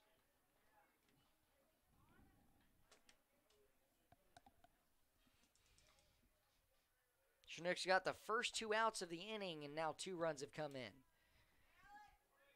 And arguably the hottest hitters at the plate right now, Alex Baeza, besides Mendez, and he'll lace one foul right to the fence. Ricochets back to Daniel Freeman at first base.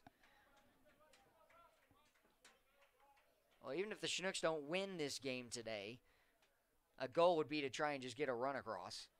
You got to start small and see if you can climb your way back in this one. Sanchez, you want to try and get him off the mound with how great he's been. He's only given up 1 run all season. Smash to second base, but fielded by Gardner. The throw to first, and the Chinooks will get out of the inning. Cardone gives up 2. It's 8-0. As we go to the bottom of the 7th inning, you're listening to Chinooks Baseball.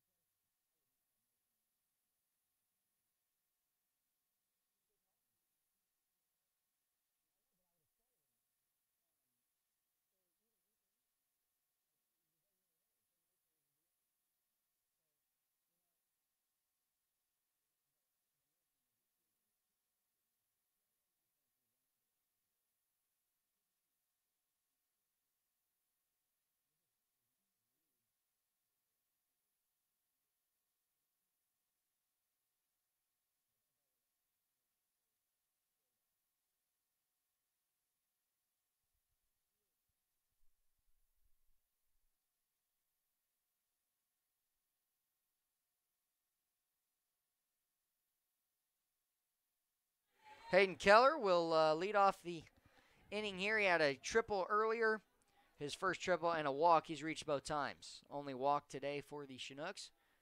First pitch taken for strike 1.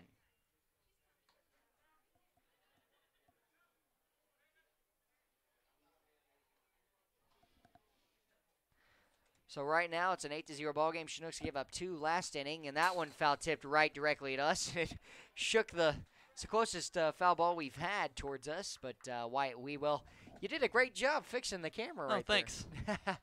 The screen moving it back as it was ricocheted into the netting behind home, or the fence. Fastball missing away, 1-2 count, no outs here to Hayden Keller. 322 average entering into the game. He's seen that rise. He'd like to reach for a 3rd time today. 1 walk, 1 hit. Right-hander going through stretching as he's in the Pilots bullpen. We've seen Sanchez go all 7 innings now as we're in the bottom of the 7th. He's looking for out number 1 here against Hayden Keller and Daniel Freeman, as well as J. Paul Fullerton. 2-2 count, fastball missed low, the next pitch. Even lower, it'll be a 3-2 count, no outs. And Marcus Dolan, got to give the home plate umpire credit. He's done a great job of being consistent for both teams. The low pitch has not been there today. 3-2 count. Big swing and a miss. Would have been ball 4, but it will be a strikeout instead. Hayden Keller retired for the first time today. And that's just a tough sequence of pitches right there to try and, you let 2 pitches go lower, and then he works off the plate, and a fastball for strike 3. Daniel Freeman up next. Right-hander warming in the bullpen for the Pilots. And ball 1 taken from Sanchez. Sanchez picking up his 8th strikeout with the strikeout to Hayden Keller. That pitch missing low, 2-0 count. Sanchez out of El Monte, California. In his junior year at Cal State Fullerton as a member of the Titans. Pops it up to center. Just got underneath it, and unfortunately for Freeman, he's gotten underneath all 3 balls today. A fly out to the shortstop, fly out to left field, and now a fly out to center, as it'll bring up J. Paul Fullerton for his first at bat. Freeman likes to lift, but he has struggled with that one. He just missed some balls, almost as if the plane of his bat is going underneath first before driving the bat head at the ball. 2 outs, first pitch to Fullerton in the dirt all the way to the backstop. That will send Pate Fullerton over to retrieve the ball.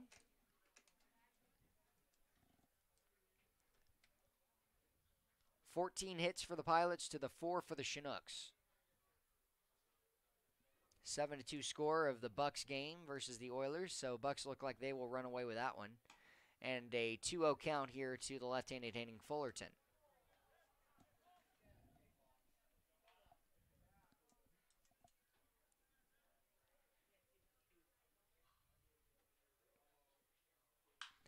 And he'll pop it up to center. So the Chinooks, unfortunately, will hand themselves 2 outs in the inning off of Sanchez struggled with 2-0 counts to get back in there, and Fullerton and Freeman pop out. So Joe Brazil will have to wait to lead off the bottom of the 8th. It's 8-0 when we come back. The Chinooks sending their defense back out on the field.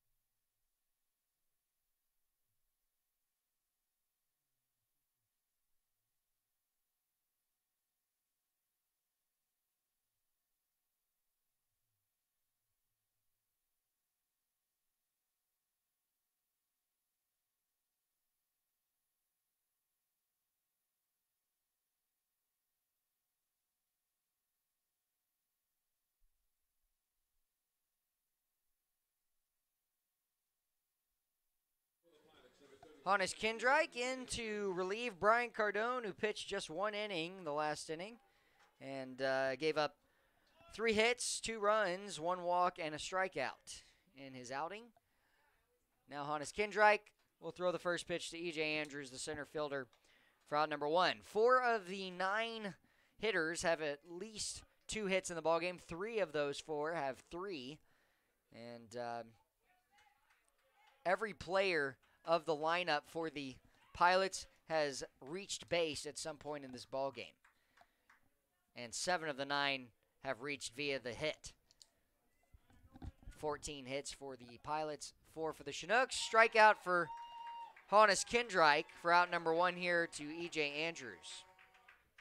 Andrews way out in front, and Andrews was one of those guys with 3 hits. He had the walk in the second, single in the 4th, double and RBI in the 5th, and RBI single back in the 6th. So he's retired for the first time today, brings up George Mendozano.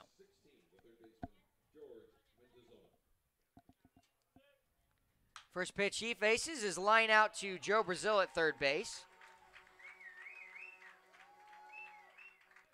Hit hard, but Mendozano, one of those two that does not have a hit, is going to be robbed of one there, brings up Zach Siegel.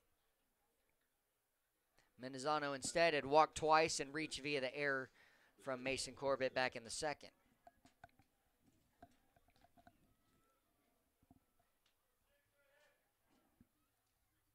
Curveball, first pitch, misses low.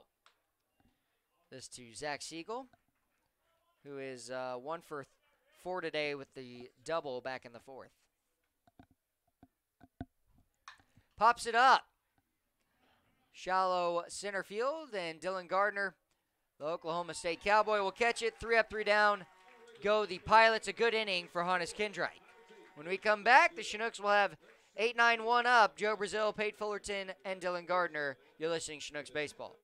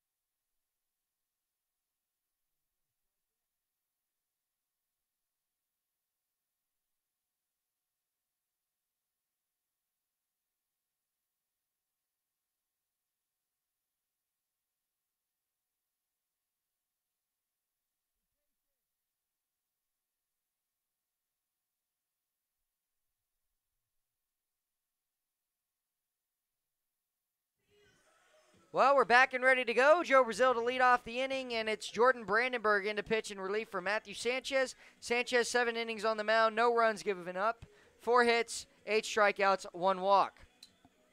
Jordan Brandenburg has yet to get an appearance this season as the catcher for the Pilots, and he's now making the appearance on the mound. First pitch here, ball 1, low and away to Joe Brazil.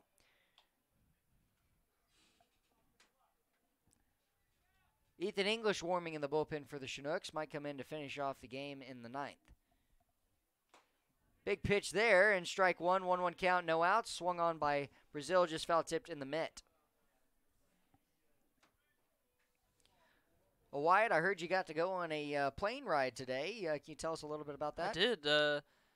Captain Ted Manolis took myself, Zach Sundine, and Trevor McGee up for just a sightseeing trip through the mountains over the glaciers, and Zach Sundine actually got to fly the plane a while, so that was fun. Curveball missing inside, good break, but it'll be a 2-2 count here with no outs to Joe Brazil. Brandenburg might pitch back in college at Canada Community College, but he'll get a strikeout here against Joe Brazil to lead off his outing, first outing of the season for him in the ABL. A couple other guys went on that plane earlier in the day, I believe. You had the later flight, didn't you, Wyatt? I did have the later flight. Hannes Yeah. Kindrake, Joey Levitt, and one other guy went. one more.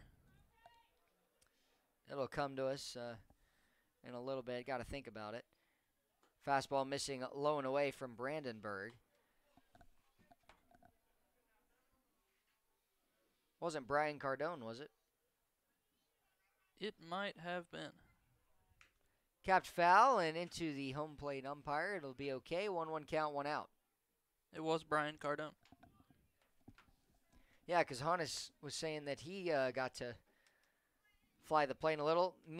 Myself, Dylan Gardner, and Jack D'Amelio get to go fly it tomorrow, so that'll be exciting, and we're going to have to get up early for it. It's already 9:23 here, but been a relatively slow game.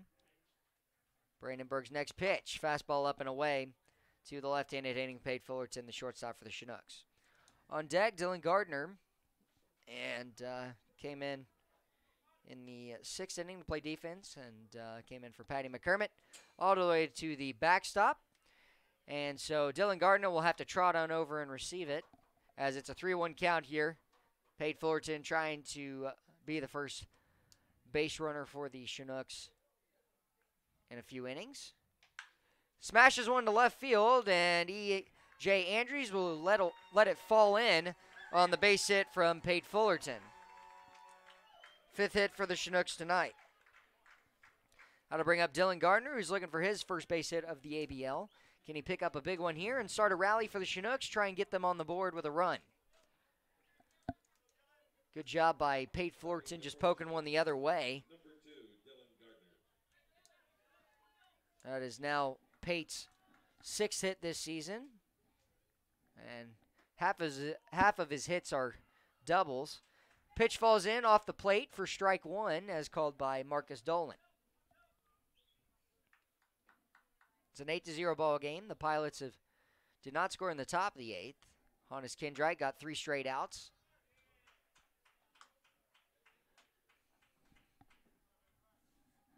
Jess Davis on deck. He'll come around for a 4th time tonight. Chinooks have not been able to plate a run. Scooped up in the dirt. Mendez thinks better of throwing down. And so it'll make it a 2-1 count here to Dylan Gardner. Big opening between first and second here. Baeza holding on Pate Fullerton at first base. The delivery.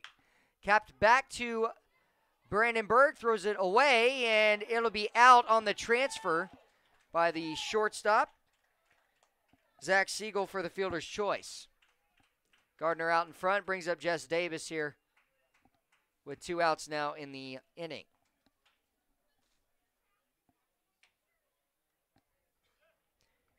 Just caught a piece of it, and Ethan English done warming up in the bullpen for the Chinooks, as he's got to come back to the dugout. He's the 4-hole hitter, designated hitter for the Chinooks.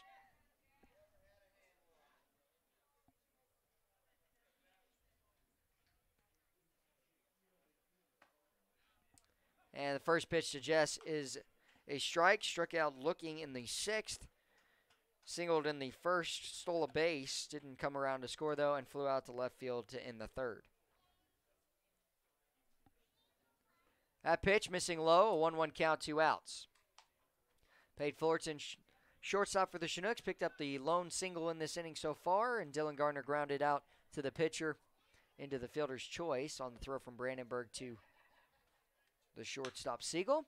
Chopper to the second base side. The throw from Otino.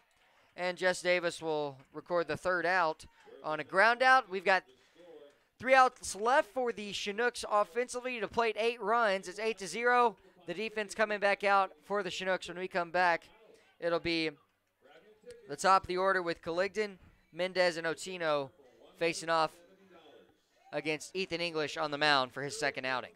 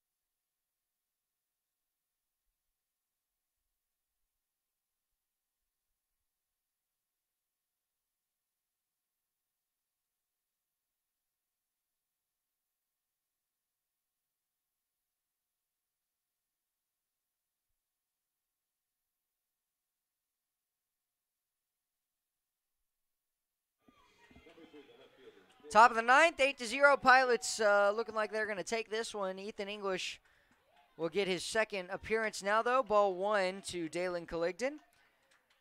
In his first appearance, he was perfect all but one walk. Did not give up a hit. And the pitch here, off the plate just by inches. So it'll be a 2-0 count, no outs. English looking for the zone. And it'll be fouled up and out of play on the swing from Colligdon. Mendez on deck. Colligdon has not scored today. Daniel Mendez, Matt Otino, and Alex Baeza have both scored, or have all three scored 2 times. And then Zach Morgan and George Mendezano have scored once. 3-1 pitch.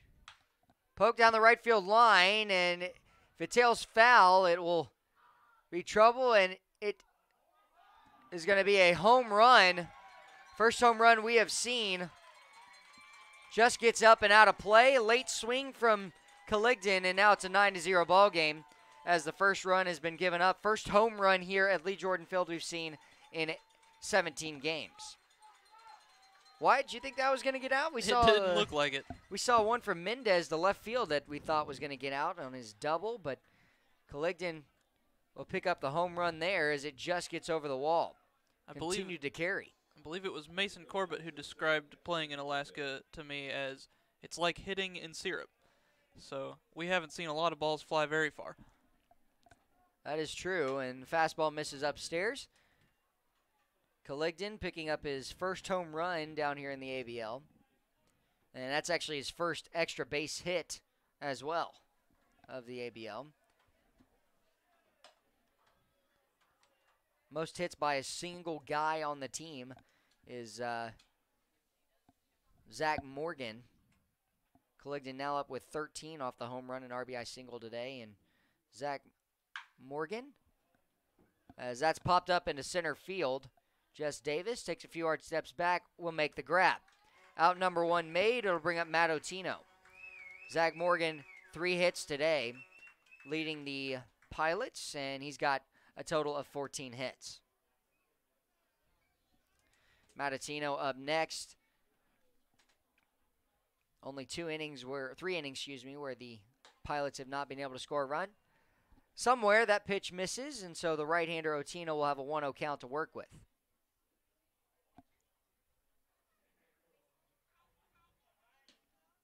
Off the plate, low and outside, 2-0 count, 1 out.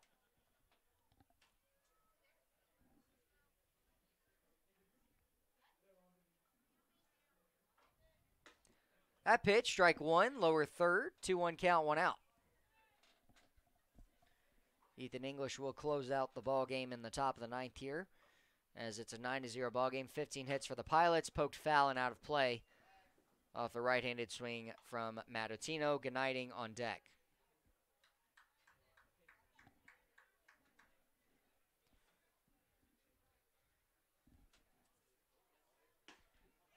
Swing and a miss, strikeout for English is out number 2. Matt Otino going down swinging. And it'll bring up Bradley Gniting for the potential 3rd out.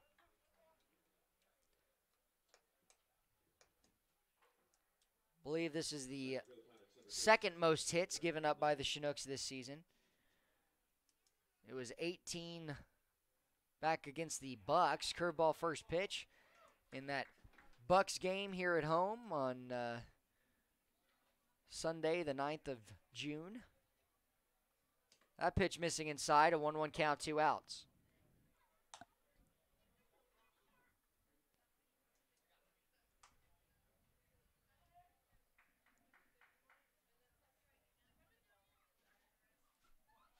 One pitch, scooped up in the dirt, showing off the leather behind the plate, J. Paul Fullerton. 2-1 count. That's strike 2 on the outside part of the plate. Good fastball from Ethan English.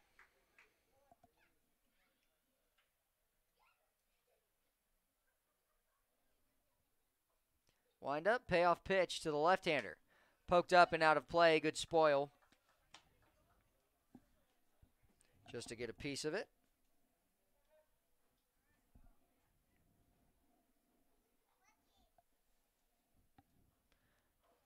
Curveball there, check swing. Did not go around. The appeal to first base said he did not, or third base, excuse me.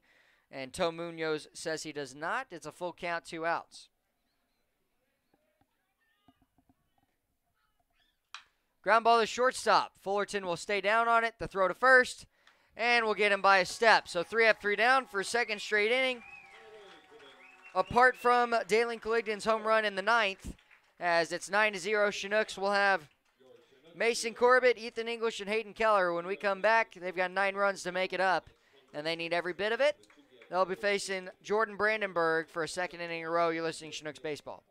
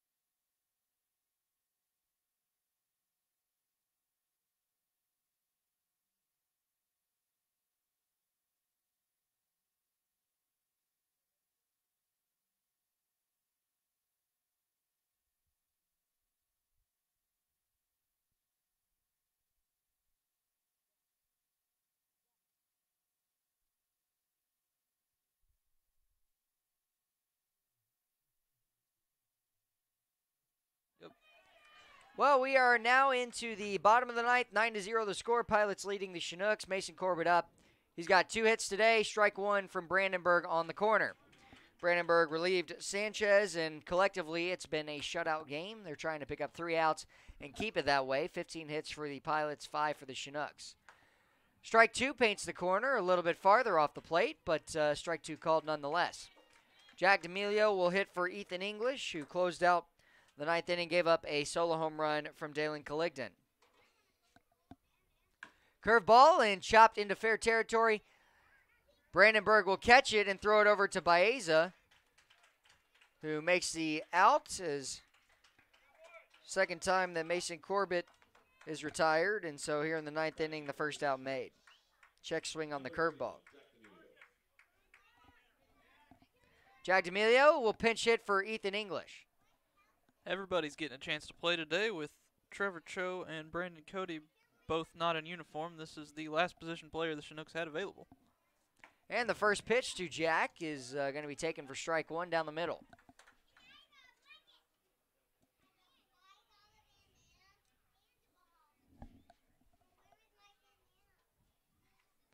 Next pitch from Brandenburg. Curveball, missing low. 1-1 count.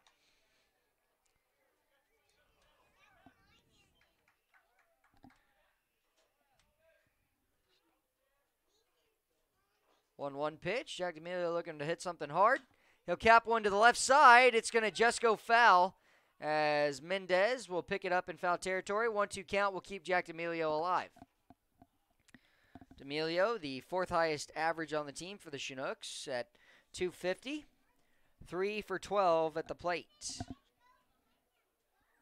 He'd like to make it 4 for 13 with a base hit here. 1 RBI for him and 3 walks. Only 1 strikeout against him.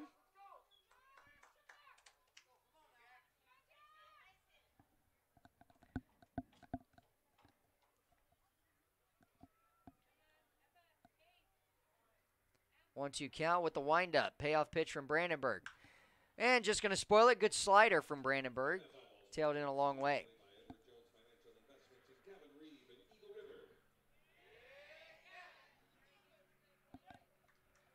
Hayden Keller on deck. Jack D'Amelio likes to hit with his right foot right on the line of the right-hander's batter's box. And taken low inside. 2-2 count. D'Amelio does have 3 walks and In every one of them, he's worked, in 2 of the 3, I should say, he's worked a full count with it. Been able to still reach. 1 run scored as well after coming in last week. 2-2 count. Check swing again, did not go around. They will attempt to appeal to first base, but I'm not even sure the knob crossed home plate. I don't think the bat left his shoulder. Yeah, I really don't. But we've seen other check swings not even appealed to first base today. All the same, a full count, 1 out. Brandenburg's next pitch. Pops it up on the infield to the shortstop, just lifted it a little bit, got underneath it, and a second out will be made by the shortstop Siegel. So the Chinooks down to their final out. It's Hayden Keller at the plate, who had a triple, a walk, and was recorded swinging strikeout back in the 7th for the first time.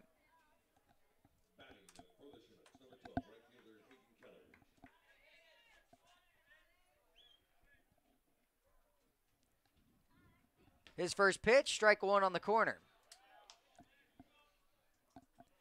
Daniel Freeman on deck. Chinooks trailing 9-0.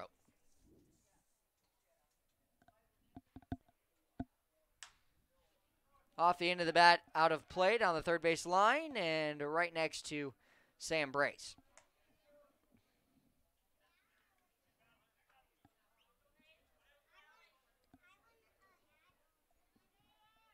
Oh, 2 count, 2 outs. Hayden Keller trying to compete at the plate here. The windup and the pitch. Curveball, well out. 1-2 count.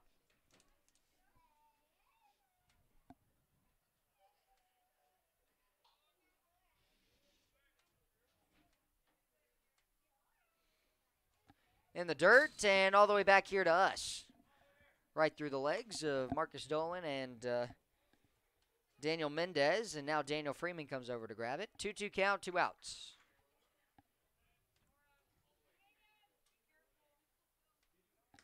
And that pitch missing low.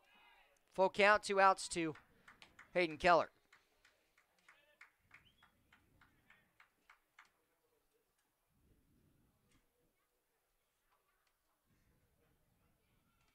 Wind up and the pitch. Capped foul, just a little out in front. Troy Hervey, who we spoke with in the 2nd, will have it go right through his legs.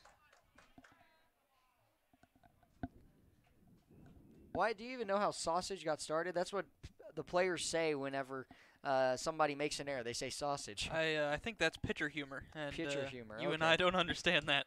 Strike 3. Hayden Keller will go down swinging. Chinooks lose it 9-0 in 9 innings. First time they've been shut out this season. And the Pilots take it, and the Chinooks just couldn't get anything offensively going today. But tomorrow's a new day. They will try and respond from it. The Chinooks fall to 6-12, and the Glacier Pilots go back a game above 500 at 9-8, their 9th win of the season. Do you have an update for us, Wyatt, on that other game that's going on between the Oilers and Bucks? In the 7th inning, the Bucks are now leading 11-2. So it's looking pretty grim for the Oilers as well. But all the same, the Chinooks want the Oilers to lose that game so that they're still just a half game behind them. Tune in tomorrow at 7 o'clock. The Chinooks will play the Bucks on Wednesday as well as 7 o'clock on Thursday for their next 2 home games. Then they'll have 2 days off and play the Bucks here at home again on Sunday. Josh Salem here with Wyatt Wewell. Thank you so much for listening. Tune in tomorrow at 7 o'clock.